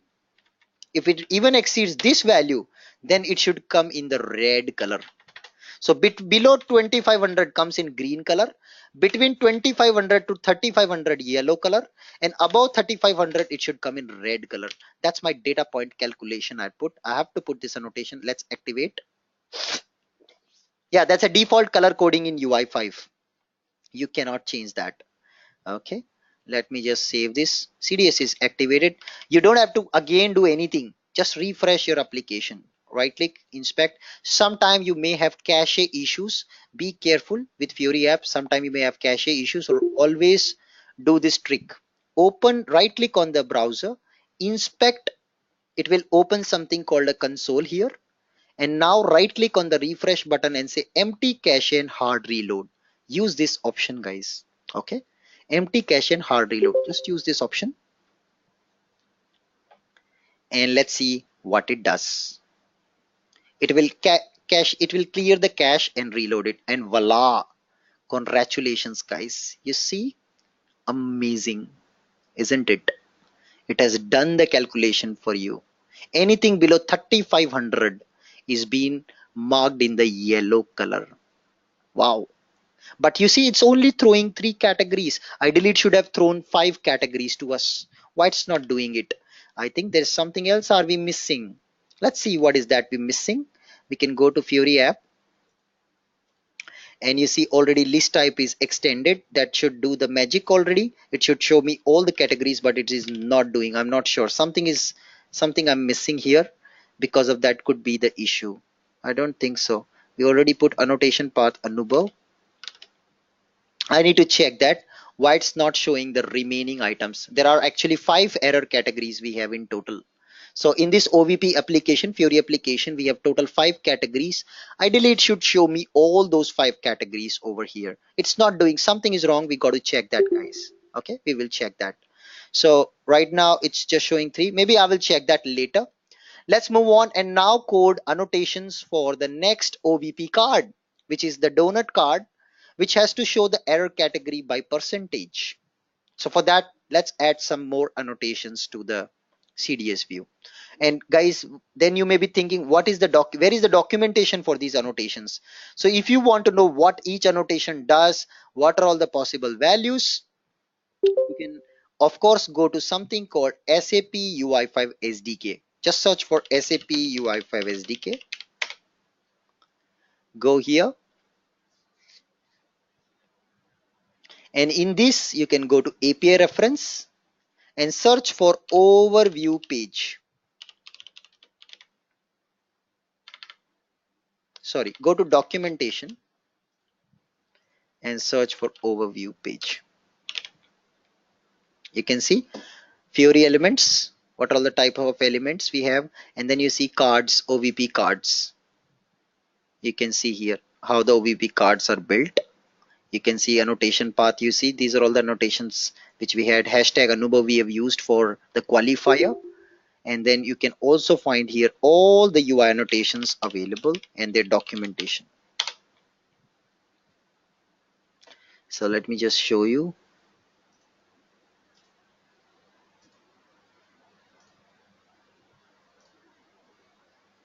Working with UI annotations, you can see vocabulary based annotations and vocabularies. So here you can find the details about each and every UI annotation which we are using actually. Okay. See, vocabulary based annotations. You can find the properties, attributes, annotations, capabilities, core annotations. You see SAP UI annotations, user interface annotations. You see all these annotations are given here. You see data point annotation we are using. So data point type, you see all these properties, their descriptions, values, you see chart types, every single property, complete documentation is available. I'm going to put this direct link over here into the PPT. You all can refer that. Mhm.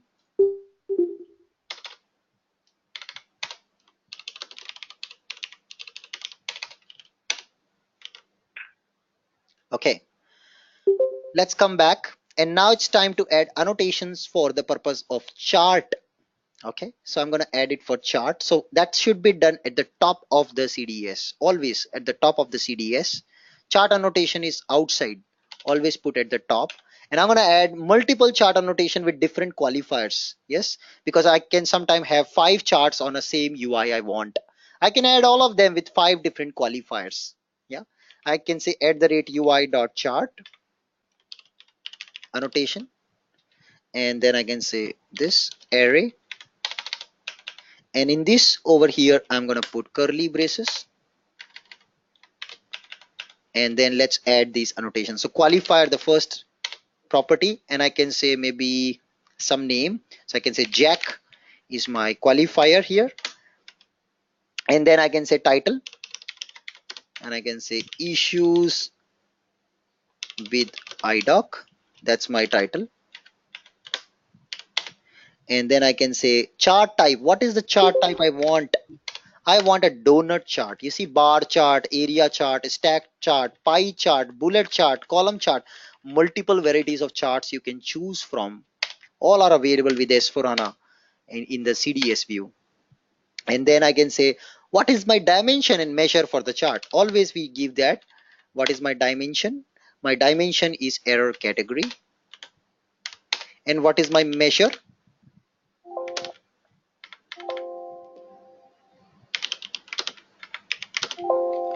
What is my measure? My measure is total issues, which is the numeric property, guys. Yeah. And now time to also mention dimension attributes separately. All the dimension attributes has to be listed here.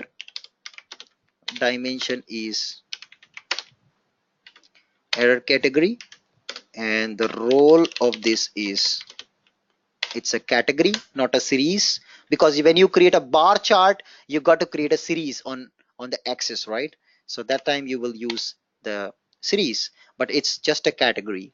And then what is my measure?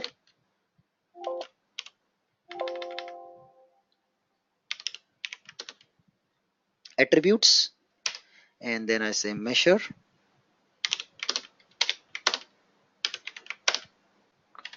total issues, and then I say role is my x-axis will be built on this. My axis 1 will be built on this, and this is a measure, so we should say this as a data point true. Save this, we are done. That's your chart annotation, guys, to build that donut chart which is displayed into the diagram. Let me activate this and add another card on our CDS over there. So whenever you create chart, you have x-axis and y-axis. Typically, if you're creating bar chart or line chart, when you create a donut chart, a pie chart, you just have to mention what is your measure and what is your dimension. Okay. So here the measure attribute x is 1 is actually means there is only one measure. Now sometimes you can have charts with multiple measures. You might have seen such charts where you can have like sub measure and then upper measure. For example, I want to see total sales per region. So same chart is showing me total sales per customer, and another axis, another dimension of that is showing total sales per region. Yeah, so that case you can add another axis as well. So let's go back and now go to Fury application and going to add another card. Right click once again, say new, and I'm going to say card, and I can say next and choose a donut analytical card, guys. You see the picture? With this you can make out. So it will now read that annotation. So you see it has read everything here. A chart needs these many things. That's good. I can choose annotation and I can say some title. I can say idoc chart. status. And then you have to put your qualifier name. So qualifier name was Jack. So let me just do and put Jack everywhere. So presentation variant I don't want, I'm removing it. Selection variant I don't want, I'm removing it.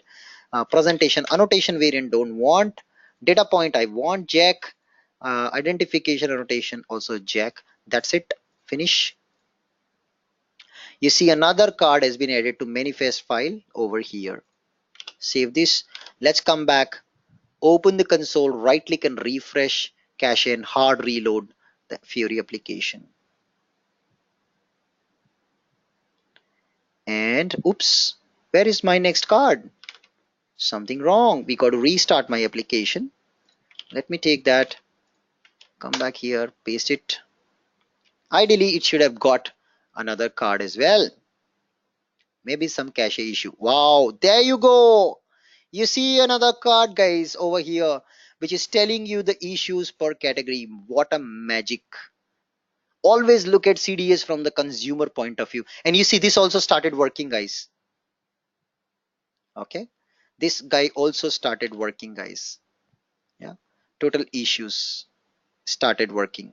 I don't know how suddenly. Maybe some cache issue, guys. Maybe some cache issue. Okay. Some cache issue. Because of that, it would have started working. Maybe some cache issue. What happens? What is a cache? Browser has a small memory. When a browser makes a call to some backend system, it caches the data. It buffers the data. Next time when you make a call, it doesn't go back to the backend system. It just read the buffer. Just the way when I refresh on that screen, it did not load the card. But when I launch in another window, the cache is cleared already, and then it reads the data properly. Now, where is this third card coming from? I don't know. I think some issue. Yeah, we can see there are three cards actually it has generated. I don't know why. Maybe I just remove this guy from here. I save this and I can come back. You can see this one is Anubhav, this one is calling Jack. Okay. Oh, sorry guys, I have done a mistake. I have generated in a wrong one. Sorry, I'm so sorry. I think I've generated in a wrong project. Sorry. Let me just remove that. I've generated in a wrong project. Our project is not that. Our project is YOFT dashboard. Let me generate here. So say new card. Next, this card. And let me just put here this title as idoc status demo and just say chart, and let me put qualifier as Jack everywhere. Just put everywhere Jack. Finish. Now we can try. Hopefully it should work. Let's run this. Sometimes it behaves pretty weird with Fury. And now we should see two cards only, and there you go. Yes, it's coming. You can see missing part number issues are 88% of issues. 6.8% of issues are with this one other category, or maybe I think address error, and this small tiny one orange one is not routed issues. Clear? It has created the OVP card for you guys. So that's how you can build a dashboard without know-how of any UI programming, just with the annotation knowledge. And now you can use my CDS and its annotations as a reference and can modify and tweak little bit of things and see how does it behave. You can add one more chart by adding another qualifier in the same window, in the same CDS. This is the consumption CDS view. Only issue right now is we are not able to see all the categories. I think could be the issue because of I put as extended. Maybe let me try putting condensed as a chart type in my Fury app. So I go back and look at my card. Here it is extended. I will put condensed. Save this. Let's come back. Don't forget to refresh cache and hard reload. Otherwise, many times your output will not be refreshed properly. So I put the chart, the card type as condensed now instead of extended. And voila, yes, that was the issue. You see all categories are coming. Something below 3500 is coming in yellow color. Exceeding 3500 is coming in red color. Do you see now? the changes accordingly. Yeah, this is what we have coded as a rule for criteria. Accordingly, it is behaving correct. That's your dashboard application without UI know-how. Yes, I understand there are some UI annotations which you got to learn, and that's part of learning. Okay, that's part of learning. Green is not coming below 2500. Yes, you are right, below 2500 it should be green. Let me check, is there some other annotation for that to bring it in the green color? Let me just check that. We can actually do that. So you see, this is the tolerance calculation. Tolerance range low value. Let me see if tolerance value high range is also there. Anugo, Yes, please. this value can we get from the fields like this Sorry. 2000? Here you are mentioning the 2500 and 3500 something like that. No? So these values can I get No, from the no, you CDS cannot. like No, you you cannot. cannot? Huh? I understood you want to dynamically set these values. You cannot. You have to hard code them. Okay. Okay. You have to hard code them. Cannot get it. Okay, guys, I think there is no way to get green color. I don't see any property over here. Maybe I have to check offline any annotation which is available. I think it's deviation range low value. Let me try this one. I put this as 2500 and remove the tolerance and just put like this. Let me try this deviation range low value 2500. Let me try this one and see the impact on my UI. I come back, press F12, right click, refresh, hard refresh, and I think this should hopefully work. Let's give a try. You got to try these annotations, guys. You can see, guys, this also turned red actually. The below 2500 also turned red. So deviation value is actually controlling the red color only. So I think tolerance value should control the things which we want. So I say tolerance low value 2500, and I say tolerance high value 3500, and I say deviation is also 3500. Let me try this one. It's all about playing with annotations. I'm not sure, many times things which you ask I don't know, but I can find out because I have documentation with me with UI5, and I can try out. Control space will help me to identify some of these things which may help me to code things, and then I can also of course go and look at standard Fury application. And there you go, guys. You see this one come in green, how it is coming, which is it is in the range actually. So now I think I can do it. So if I flip this tolerance range high value 3500, this should be changed to 2500, and now hopefully it should do the magic. So you see, I can just tweak it and see the output and then accordingly change it.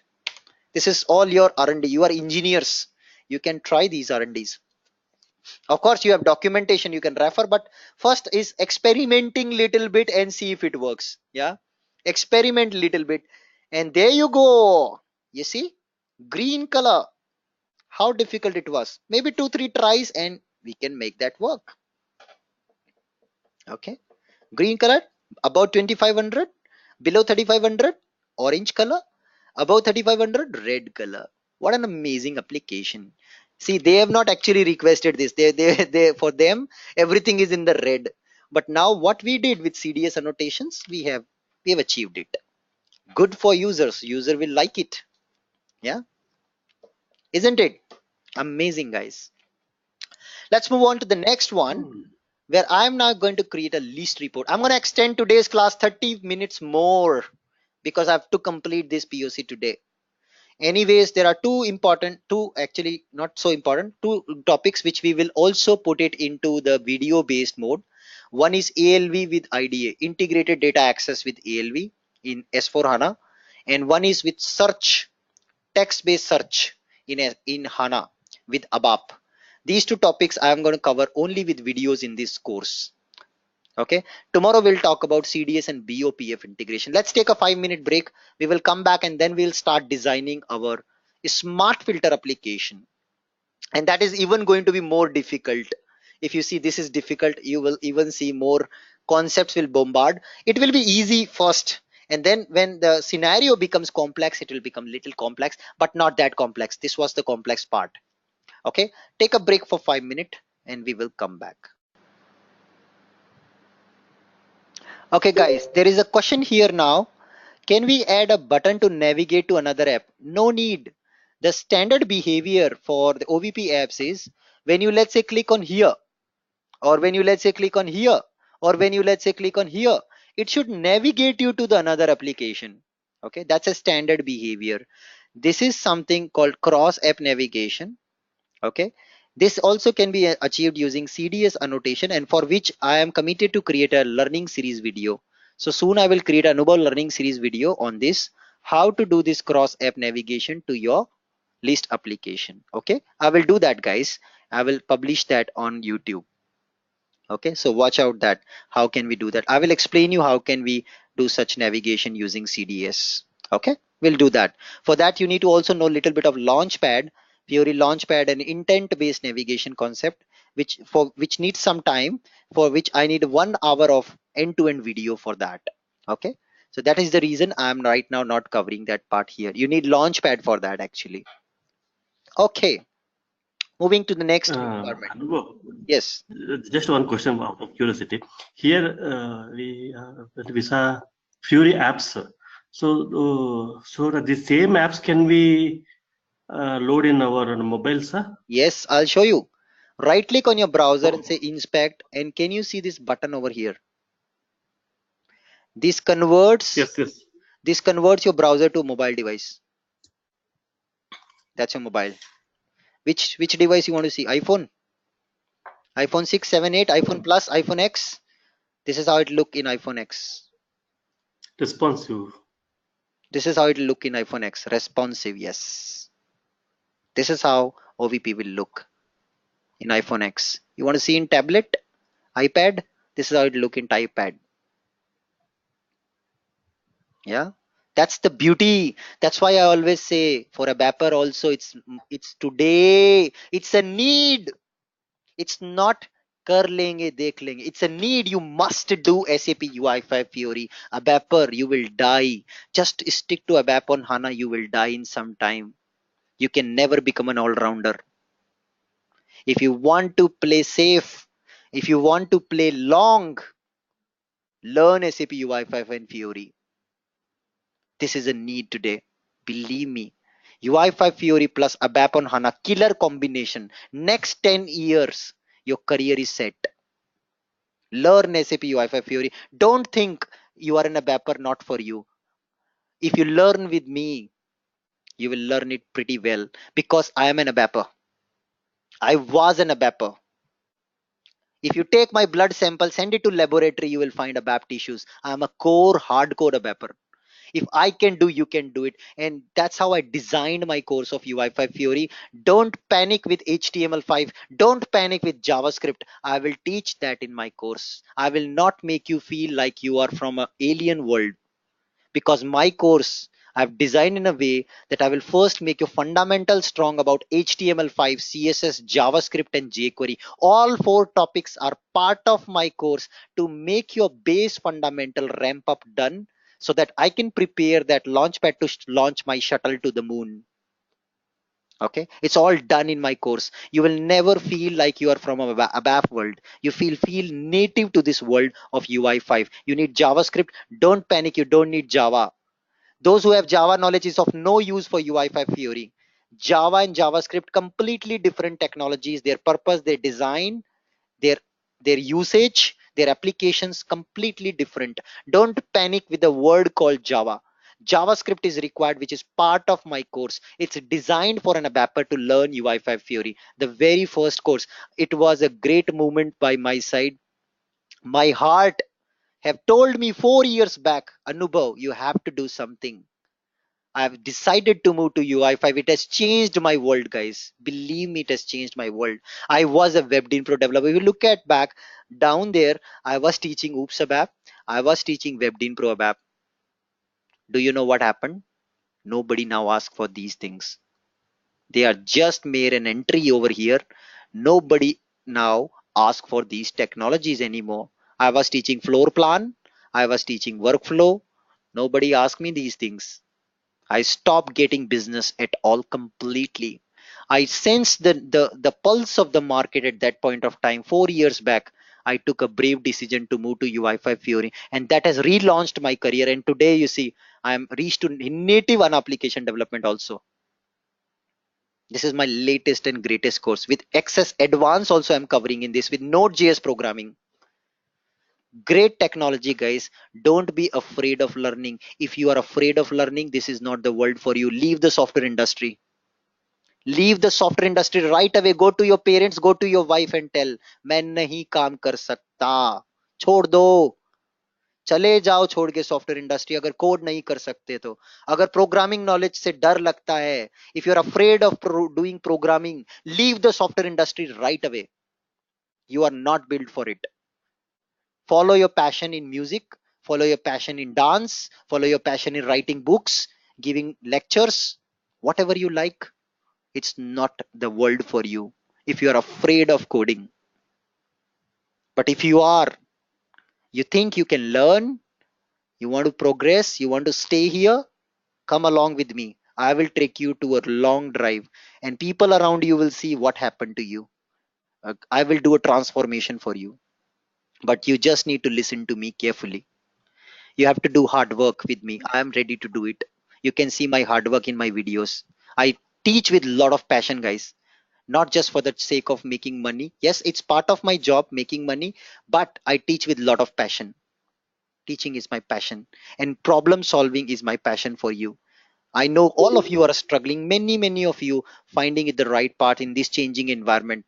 You just need to come along. Believe me, it will work out. It worked out for me, it will work out for you. Start with UI5 Fury training if you have not done yet. Very helpful for you. These three courses, next Anu, 10 years, your career is set. Yes, last out, and we proceed to the example again. Anu, just open that the list of courses that you have. So here, why you have made this two different? You can club it right now. UI5 No, Fury and Fury no. Launchpad. If I club it, then I will do same injustice like other trainers are doing to you. They are showcasing you big course content, everything pushing down. Even SAP mobility, some trainers are pushing into it. They cannot cover in 40 hours. Believe me, they will skip some topics. They will skip over many topics, which will become difficult for you. And when you go through it, you will realize, कि अनुभव, even 40 hours was not enough. Believe me, you will realize that whatever I do it for a reason. You may not see that immediately, but when you go through it, you will see that. Okay, coming back to the next part of the exercise, we got to now design this list report. It's relatively simple, very easy, simple UI annotations. Let's design our CDS view for this. I go back to ADT, create another CDS view. I'm going to put all these CDS views into the training blog with the notepad file. You can copy paste them to your S4 system and make them work as it is with Fury app, provided you have data in those two tables, EDI DC and EDI DS. Okay, coming here, Y OFT, and I'm just going to create this in consumption view once again, and I can say IDOC list report.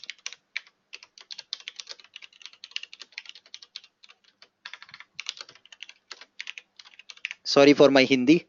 I love my native language Hindi, so I sometimes put and talk in Hindi. Finish. And now I just put here YOFT CIDOC list, and let's select the data from data source. Once again, I'm going to consume the data from my view, which is showcasing me the categories. This one, this is helpful for me, very helpful. This is the base for my both consumption views. Inject everything, and now what are all the fields they want? Let's look at it. Document number, created at, created on, time date chahiye, IDOC status and status text. Only these 5 fields they need, so I'm just going to put them quickly. So what they need is document number. Let's put that as a key field. And now let's start putting annotations. So first annotation is selection field annotation. So guys, look at here. They want 2 selection field on document number and its status. I'm going to put that later. First, I'm just going to put this table, these line items. Okay, these are all line items. So I'm going to put line item annotation. Line item. Yes. And then I say first line item position is 10. I can also put the label as document number. That's my document number. The second field which I have is the status, or created at and created date. So let's put created at, create date and time. Let's put it over here on the top. Line item position is 20. Label, what label should display? Created at. It's so easy, guys, to create a UI like this. This is going to create a smart filter app for you. And then I have this one as 40. I can say created on.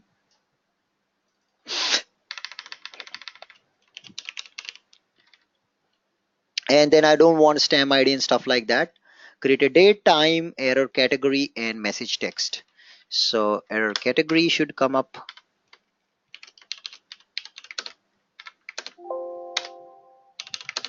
I love coding annotations. Error category. And then at the rate UI dot line item.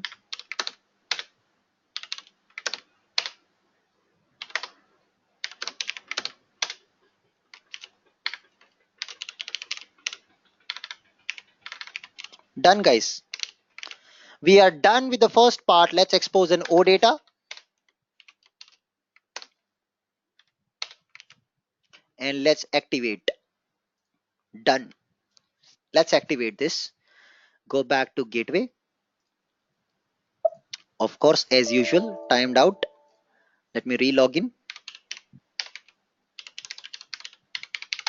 Watch out the magic of these annotations. And now OData service name will be this. CDS view name underscore CDS will be the name of the service. And now just say add service. Select it to the local object. Go back and just filter. Call browser. And there you go.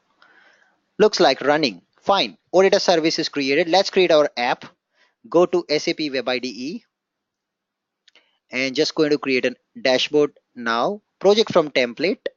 And this time you choose least report application, guys. Fiori least report application. Okay. Say next.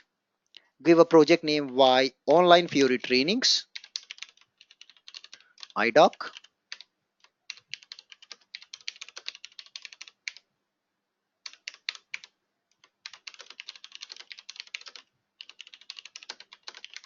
This is called smart filter application, guys. Those who have heard about it. And now choose S4HANA server and put your OData service over here. All the annotations are going to be read, and based on annotation, it's going to design your UI. Right now, we just put line item annotation. So you're going to see in the application only the table, because annotations are only line item annotations at the point. Okay. Now let it just fetch all the service details from my backend system. I'm going to search my service. There you go. Generated by CDS. And now it's fetching the annotation file which is generated. Let's select this and just going to choose my entity set name and say finish. Congratulations, guys. Your app is ready without any coding knowledge in Fiori. Select it and execute. Launch it and now see what happens. And it's there you go. It just ask me username, password. And there you go. Now you see right now no filter criteria. I just click on go button and voila, you can see all your data coming up. Is this clear, everybody? The very first part with UI annotation, a table is been rendered. You see the labels. These labels we had put in annotation. Those same labels have come up. Yeah, same labels have come up. Same order 10, 20, 30, 40, 50, and same thing have come up. Now it's time to add two filters: document number and status filter. I want to add, right? Right, guys? What is the document says? What do you need? Document number and IDOC as a two search criterias, isn't it? Don't you think this is what needed? How do you do that? Time to add annotations. Come back above the document number or wherever you like. You can say above this. Remember, above this field, UI.selection field. Position is 10. That's it. And then for status also, position is 20 for this input field. You can also put the label. Okay, label is not available here. You can just save this and now activate. Watch out now. Two input fields will be created, search criterias with this selection. Let's come back, refresh the page, and voila. Can you see two input fields on the selection screen? Magic happens, guys. Zero Fiori coding. All the power of UI annotations. Zero Fiori coding. Zero ABAP coding. You know what? If you would have designed this using your own OData, what you have to do? Whenever user pass a search criteria, you have to do that ABAP coding, building the complex dynamic select query, fire to the database, fetch the data, loop in the internal table, send it to the ABAP, send it to the UI. All that nonsense thing which you were doing earlier in non-ABAP on HANA, the magic happens here. Any criteria, let me say status is 70 and click on go. Zero ABAP coding, zero UI coding. It automatically fires to HANA, fetches you the records. Zero coding, guys. That's the power. That's the power, guys. Zero coding. Imagine if you have to code this in ABAP, you have to write dynamic select query, isn't it? Document number diya hai ki nahi diya. If document number supplied, put where document number equal to this. And if status is supplied, put where dynamic where clause you have to construct.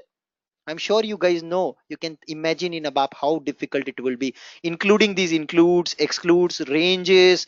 Everything works naturally, Greater than 70, I want to see. Go. See any status greater than 70, not there. Nothing comes up. Any document number greater than some document number I can get. Maybe I just try.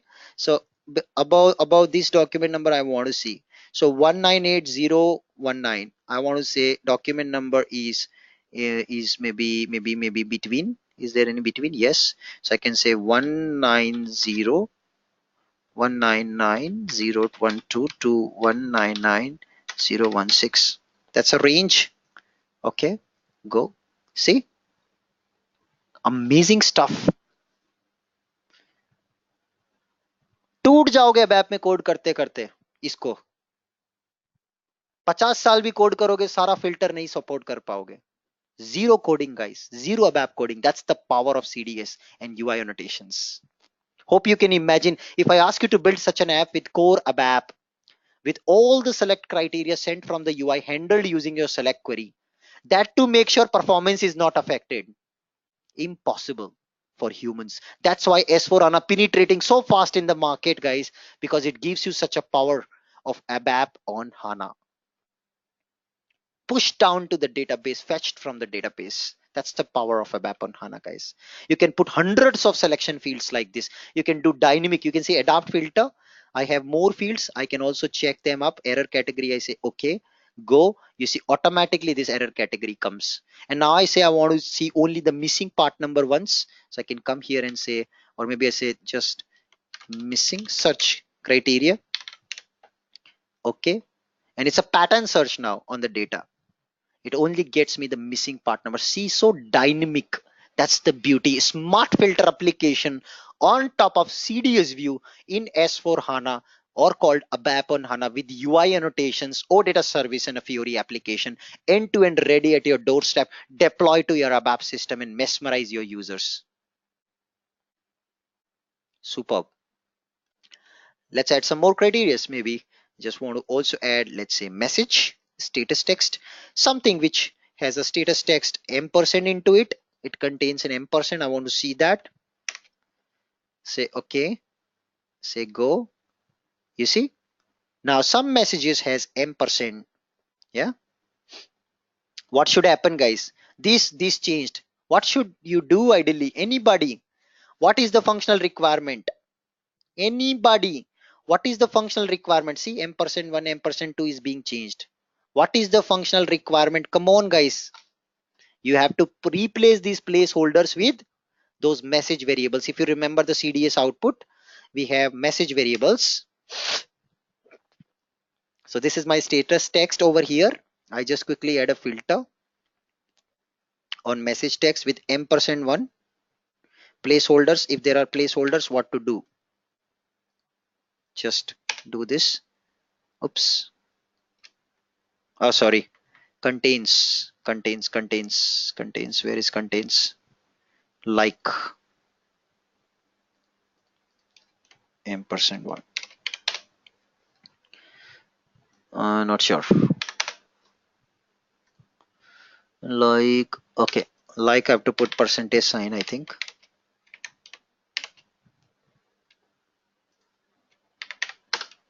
Yes, you see, many places you have placeholders. These placeholder values at runtime should be replaced with this stapa 1 and stapa 2, right? Don't you think this should be done? Don't you think this should be needed by end user? Does end user understand this ampersand 1 and ampersand 2? Never. You see, ship to party ampersand 1 cannot be used. That was the error. And here you see stapa 1 value. This value should come and sit here, guys. That's what we need, isn't it? Can you do this replacement in CDS view? Anybody? Can you do this replacement of ampersand 1 in CDS view? Yes or no? Can you put a if condition and a loop in CDS view? Is it possible? Anybody with your CDS experience, whatever it is? No, you cannot. Try it. Let me see if you can do that. You cannot. You can't do loop at data with an if condition and then do replacement of this. Impossible in CDS view. Things which are impossible in CDS view, what do you do? What do you do if you have to put a custom logic? Perfect answer. Pawan has got it. We have to plug an AMDP to the CDS table function feature, which I taught you in the last class. Let's code a CDS table function for this. Do that. Use of that table function. Join it. Join that table function with this and then make that work. Let me code that. Let me go ahead and code that. A new CDS table function, which is going to replace my message parameters at runtime with my message variables using CDS table function and SQL script. Let me do that. Right click, new data definition. I'm going to name this as YOFT underscore table function TF underscore IDOC messages.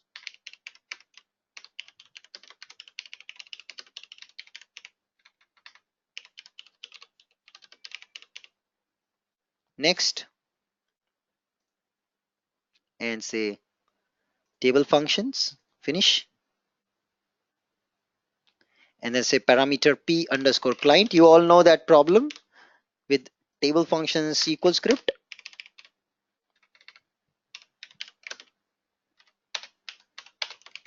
And I'm not going to go into details of table function again because I've covered that already in the past class. Let me just put this parameters with annotation environment variable.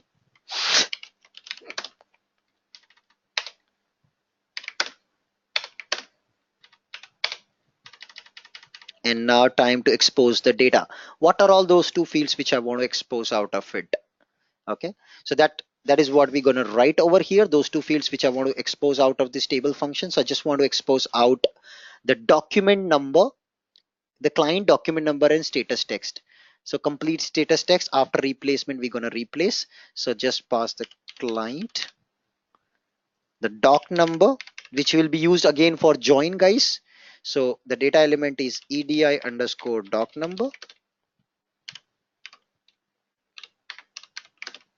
Yes, that's a data element. And then message text sta txt.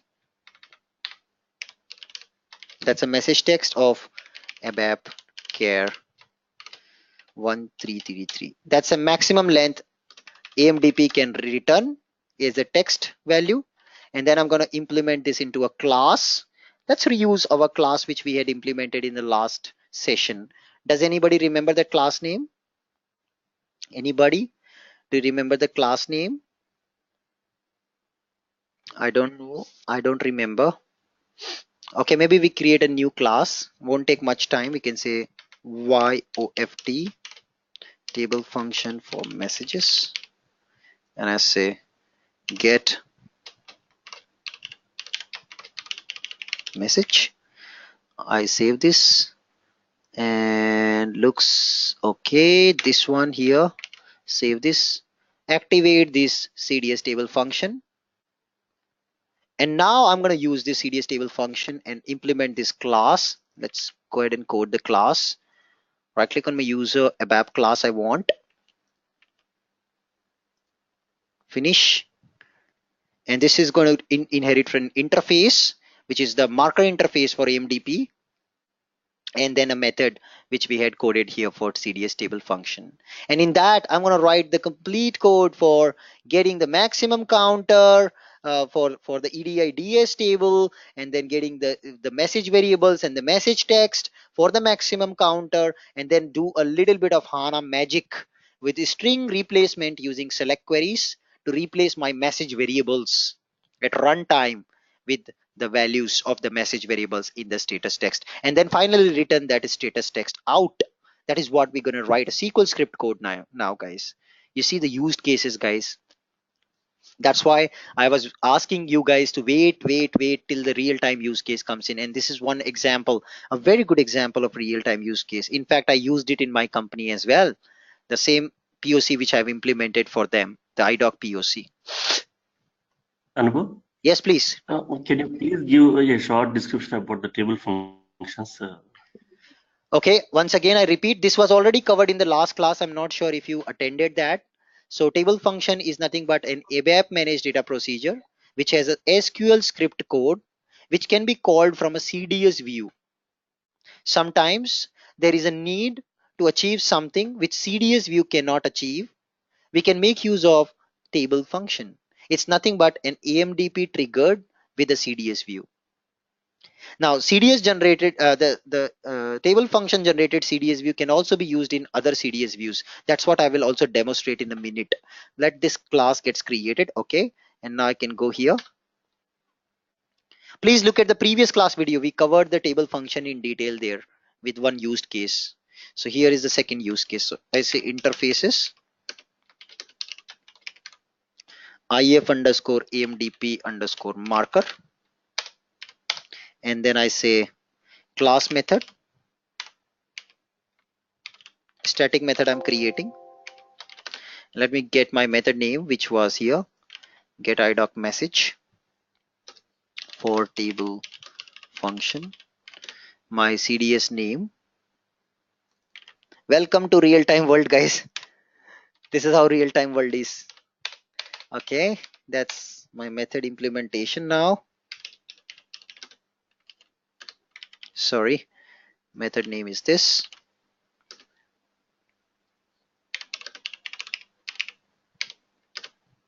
By database function for HDB language SQL script.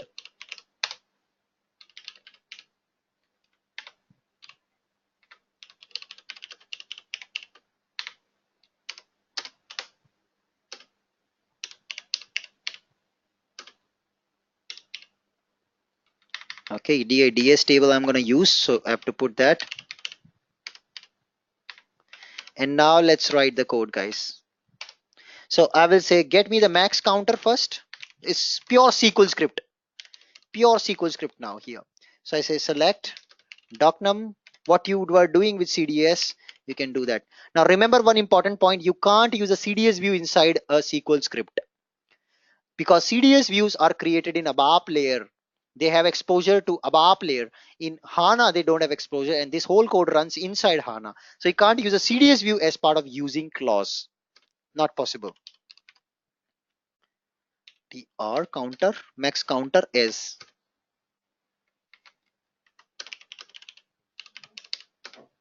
from edids, where my variable,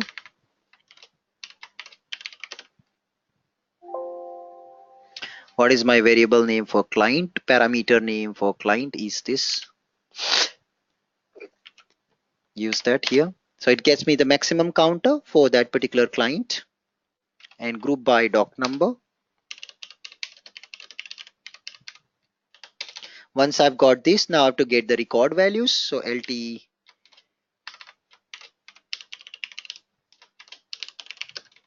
message text, select mandate doc num,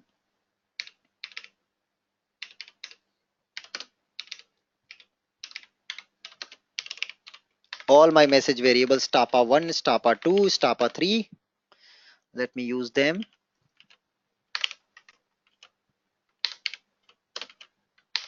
Stapa4 from edids table, where doc number as counter. In, you will not find these examples in any book, believe me, no textbook can teach you these things. Only real time examples, only when somebody works with real time in system with such examples can showcase this. I have worked with these kind of scenarios in system, that's why I'm able to demonstrate this.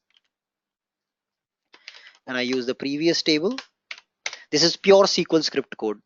Okay, so we read now all the information from this max counter table, and now we have read the messages and their message variables for the maximum counter record. Okay, maximum counter record. And now I'll start doing a slow processing of replacing every m% occurrence with the variables one by one. Okay, one by one, and keep putting that in the message text. So ultimately, finally, you get your message text properly. Okay, so let's put lsg message message m%1 replacement. So first replacement is m%1 will be replaced. So select mandate comma doc number comma stapa2, stapa3, stapa4. So first I'm replacing message variable 1, guys. Okay, stapa2, 3 and 4, 3 and 4. These are my message variables, and now I put case statement. Case, if, when, start statxt, my status text, when my status text is not empty. Okay, when my status text, or probably I just put a pattern like it contains an m%, so I say percentage m%, percentage. When my status text has an m%, then you do the replacement code. So here we will write the replacement code. Okay, guys, we will write the replacement code, and then else don't do anything. So when it has an m%, then you do a replacement of that m% with something, my step first variable. Okay, and then this whole thing end as statxt. That's what I'm doing from my message text, the previously selected table. So in the previously selected table, just read everything, see if my status text contains an m%. If it contains an m%, replace it with my first variable. That's what you got to do. On a safer side, you can also put a where clause where status text is not at all empty. It has something in it. Then only do this. This will also improve the performance. Let's say some status text is empty. There's nothing. Why you even want to compare the case? You don't want to do that. So that's a safer side. And now here in the then statement, I'll show you. You can use something in HANA. What you can do, you can say if the substring has an m%, split that substring, join it with my variable, and pump the output. Let me show you how you can do that. So I say substring before and substring after function. So let me show you the logic quickly in a notepad. So I come to the notepad and let's say your message is this is m%1 and your variable v1 contains heaven. Okay, what happens? I want to say this is my message text. I'll say split it before m%. This gives me, this is space, split after m%. That will give me nothing, or this is heaven comma I want it. So what it will produce, comma I want it. So substring before m%1 and substring after m%1. Actually we are putting pattern m% percentage, we are putting pattern. So it will give you before substring and after substring. And now I can say concatenate my before substring with message variable 1 and my after substring. Clear guys? Are you all clear what is happening? Now concatenate operation in HANA can only take two arguments. Two arguments. So I have to also do like this. I have to concatenate these two first, and whatever this produces, it has to be concatenated with before string. Ban gaya na logic. Is this clear everybody what we have done? How do we replace our m% with our variable? This is what the logic is. I'm going to write that in HANA function now over here. When it contains an m% percentage, it's a pattern check. Replace this complete pattern, boss. Replace the complete pattern. So I will say concat, inside this again concat,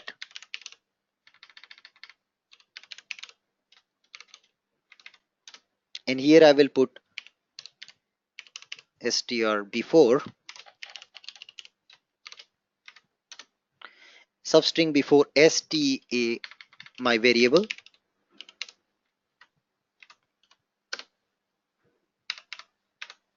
m%. So just split that and concat that with my message variable stapa1. Okay, so this is my inner function, and then I will put another concat comma outside this concat substring after. I think this is correct. Yes, no syntax error anymore. This is your code. First variable will get replaced, guys. First variable got replaced. Now time to replace the next variable. So I use the same code and produce 2, produce 3, produce 4. So I'm going to produce second variable replacement, third variable replacement, fourth variable replacement like this. And here this will keep on changing. This becomes, so 1 is then passed to the next query here, 2 is passed to this query here, and 3 is passed to this query here. Okay, एक एक variable कम होता जाएगा. यहाँ से 2 चला गया, this 2 will go, it will get replaced, 3 will go, it will get replaced, and 4 will go, it will get replaced. Done. Save it. Finally what you get is mandate document number star text. That's it, replaced completely. Clear? Completely replaced. That's your final message text which you have got in this, and that is what we need to return. So finally we will return this text out. You can also do the same replacement for m%1, m%2, m%3. That also you have to generate the code accordingly so that you can finally produce the result. And finally once this is done, let's come here and say return. Select what is that CDS table function supposed to return. Client, doc number, and star text. Three things. So I say mandate as client, Start text is the next parameter, I guess. Doc number. So let's put doc number and start text from this. Done. We are done. Let's save this. And oops, there's a problem. It's giving an error. Body of database procedure close unexpectedly. Why? Return ही तो कर रहे हैं. What is the problem? Okay, no problem. Let's activate this table function. AMDP. Done, guys. Congratulations. Now let's run this CDS. Let's run this one. This one, let's run. Execute. It should give you document number and replace text. It's running. It's replacing all the variables actually. Wherever you have m%. Let's take this example. Let's see if there's somewhere some data is coming with m% earlier. I go to my Fury app, and indeed we have, you see this one, created under number m%. What is this number? 198,021. Let's search here. 198,021 dikhao. 198,021. Enter. You see, wow, standard PO created under number this. You see, guys, can you see this? It's real. Yes, I don't believe my eyes. See here, m% created under number this, and it got replaced here. Your table function working. Congratulations, guys. Real time scenario. Open challenge to all the trainers on YouTube or corporate trainers if they can show these kinds of examples to you. Any corporate training you attend, they will just go through PDF documents. Believe me, I've seen many of them. Nobody even close to real time.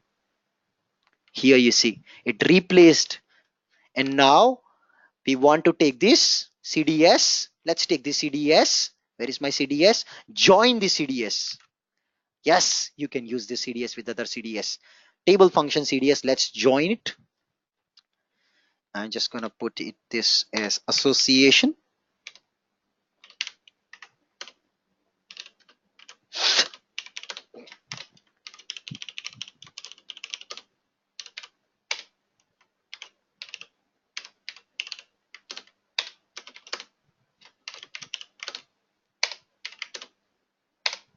Wow, magic happens when you know the concept.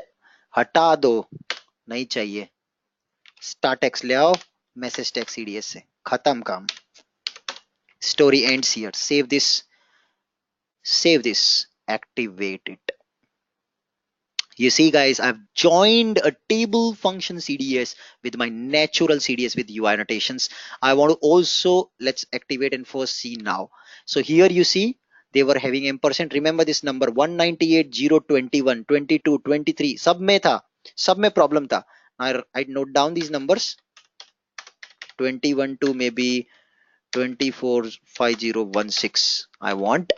Let's come back. Refresh your Fury app. Refresh your Fury app. See the magic happens. See the magic happens. I remove this. I come to doc number. I say doc number between, and my numbers, magical numbers, where earlier we were getting those m%. Just put them here. Search. Oops, still they are coming. Some problem. You see? Still your m% are coming. Some problem. Something not right. Is your CDS got activated? Let's first check that. Oh, you see, CDS not getting activated. Open the web console, see what's the error. idoc list contains an error. Idoc list is which one? This one itself. It's giving an error. Why? Let's see why it's giving an error. Something we are missing. No problem, we can fix it. It's easy, we can fix it. Let's try. Where what's failing? Maybe something is failing. Are we missing some code? Association, this is mapping with this message text, and document number is the criteria. Why it's giving an error? I don't see a design time error at least. Let me activate again. Okay, open the log. I go to problems view. I just clear the problems view, guys, first, so that at least I know what was the real problem. And let me activate again. We will get to know the problem here. Okay, problem may you can see requires parameter p underscore client. You see our message CDS view, it needs a parameter client, isn't it? It needs a parameter client. ये देखो ये वाला. We did not pass this. We have to pass that to the CDS. Very important. Let's pass it up. What big deal? We can just take this parameter, come back here. It needs a parameter. इसको दे दो. ये लो. And I just want to pass the current client value. So I can say $session. Sorry, equals to symbol.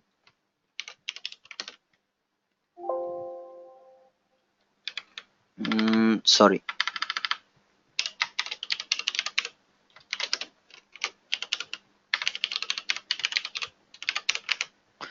Save this.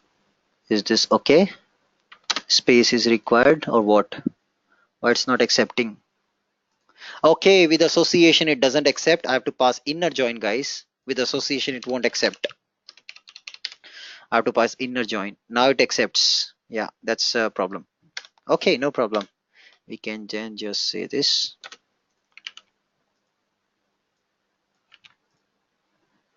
Yeah, done. Let's save and try and activate this. Again, some error. Go to problem view. Message text unknown solved by alias. Okay, sorry, my alias I've removed it. I just have to put that. Doc number is not unique. Yes, I know. I'm sorry for that. Let me put my doc number here from this first table. Activate again. Problems goes away completely. It got activated. Let's come back and see the magic on the UI. Enter. And there you go. You see earlier those ampersands were coming for those PO records. They are gone. They got replaced with my message variables. This is what my end user want. I give it to my end user. Everywhere those variables got replaced with my message variables, guys. That's the beauty of CDS table function. You can indeed use it in the join. Last part, I select an item and it should display me that data over here. That's also magic of annotation. It's called identification annotation. I'm gonna add that here. So add the rate UI dot identification annotation. Let's add a position. 10, 20, 30, 40, 50, 60. जो भी add करना है, just keep putting that. First position this, second position this, third position this, whatever you like. Just put them. Status I want. Add position number 40. Then error category position number 50. Maybe this I don't want on the table. I remove that. And then this I want a 60. Save this. This one becomes 50. And let me activate this. Watch out, the column goes away. This error category will only come in the detail view now. I come back and just go a little back and refresh my UI. Watch out, the error category will go away from the here. You see it's gone. However, when I select, it comes inside here. And yes, you see this is the error category. Ship to lock ID not set up. That's the error category. That's your message. And these are all your fields on the detail screen. That's how you design a smart filter list report application using SAP Fiori with zero JavaScript knowledge and coding, and complete application running using annotations on top of CDS view. And that ends your end-to-end use case for S4 HANA. Sorry for extending about 40 minutes. Time for your questions, guys.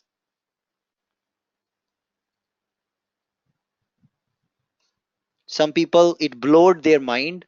I know, but just go through it. Try to build it yourself. Maybe it will take complete 1 day for you to build it. It took me 5 days, guys, to build it.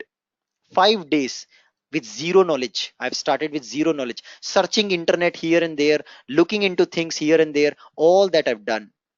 Expose, you want to expose it to the users, deploy to SAP UI5 server. It's very easy with Web IDE. Go to Web IDE, right click, say deploy to SAP UI5 ABAP repository, select your ABAP system. Okay, choose your SAP S4HANA ABAP system, click on next button. It will deploy to ABAP system and then deliver via transport. Give a package name, and as you all know, I don't need to tell, you are all ABAPers. You can give a package name. You can put ZOFT Fiori app, put a package name, browse that, put a productive package. It will ask you to create a transport request. Lock it into a transport. Jane do, you see, many transports are there. Lock it in a transport. Next, release the transport, reaches to quality, reaches to production, works as it is. Same way, same transport, lock your CDS views. Don't let the UI go. It will be a problem. You are dependent on the CDS. Let your CDS also lock in the same transport. Release to quality together. Everything works seamlessly in the quality and the production finally. Not a big deal. Any other questions? Anybody?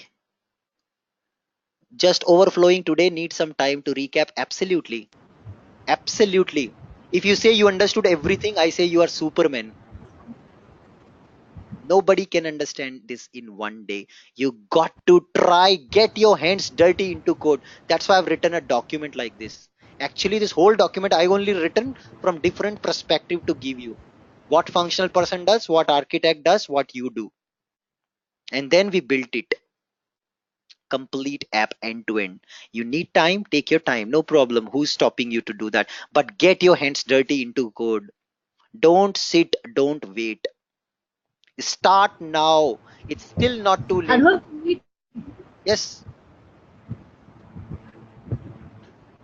yeah, Anubhav, can we do the validation on the selection parameters which you have done? I think we can. I got to explore a little bit for that. I take that up as part of Anubhav learning series. Yeah. Okay. I think we can do that. In fact, it is automatically done, I feel. Let me try. I think it's automatically done. We don't have to do that. So let me put a junk value here. System does it automatically, I feel. Oh, it's not doing. I just put some, yeah. It's not, it doesn't do. It doesn't do. We can actually. I think it is possible. We got to try. However, I was just curious. Just now I was thinking, can we create a drop down? Let me see. Just go to annotations. It's fun, working with annotation. So maybe where is my selection field for this status? Here it is. And just see type. Do we have a type property? Element property, qualifier, position, exclude, element. Mhm. There has to be a way to also make it as a drop down, guys. It should be possible. There must be some UI annotation.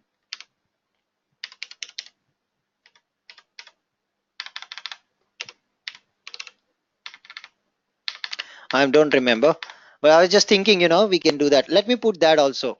It's my own requirement. Many times I've seen some drop downs on the UI. How do they do it? Let me put that also here. This will go with Anubhav learning series. But on internet, there are good examples for this. You can check them up. Okay. Pratibha says it was awesome. Believe me, Pratibha, it has a hard work involved. So much of hard work. When I started with this system, there was no data in these database tables. I had spent hours and hours to create this data and post lots of idoc to our system. I got those idocs from some legacy system of ERP and ported them into batch files, then written batch reports and uploaded those idocs, executed them in S4 system. Server crashed also in the meantime 2 times. I got blastings from my basis guy. I did so much of hard work to build this scenario. No book will show you these kind of scenarios. Believe me, you can try that. No book. So much of hard work involved, guys, in these things. Only for you guys, I do this. And that's my passion. Hopefully, I will get you some more and more quality content. Please try to appetite this food today. We extended about like 1 hour almost. Any questions before we close? Please try to code it yourself. Just open the document and start coding. Don't ask me how I did. Start yourself. Data is there, system is there, everything is there with you. Just start coding this. If you can achieve it, wherever you stuck, look at my solution. I'm going to anyways upload all these files right away today. This both the Fury apps I'm going to upload. So let me show you how do we export the Fury apps from our web IDE. I can just simply right click and say export. This one, right click, export. Exporting both the Fury apps out. And now just create a notepad. And let's, oops, sorry, this one has something to do. Just open another notepad file and put all the CDS one by one into this. Tomorrow's session is even more awesome. And tomorrow is our last session. It's going to be awesome. We're going to see BOPF CDS integration in tomorrow's class. Okay. And let me just put one by one all the CDS one by one which we coded here. I will save this file and I will give it to you guys. Try this, guys. Bare minimum I have not put much things yet. I put only bare minimum.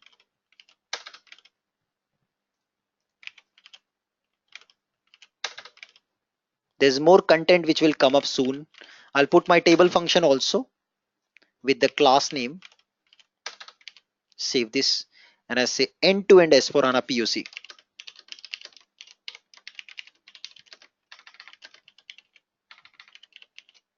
Save it. Done, guys. It will be available in your training blog, both the Fury apps and this notepad file which has all the CDS and AMDP code together. Try this out, copy paste in your system. If you have data in EDI-DS and EDI-DC table, expose, it will work. Okay. Last note, any questions before we close today's class? Video also Anubhav, just one question. I mean, this CDS is also available when we don't have system on HANA, right?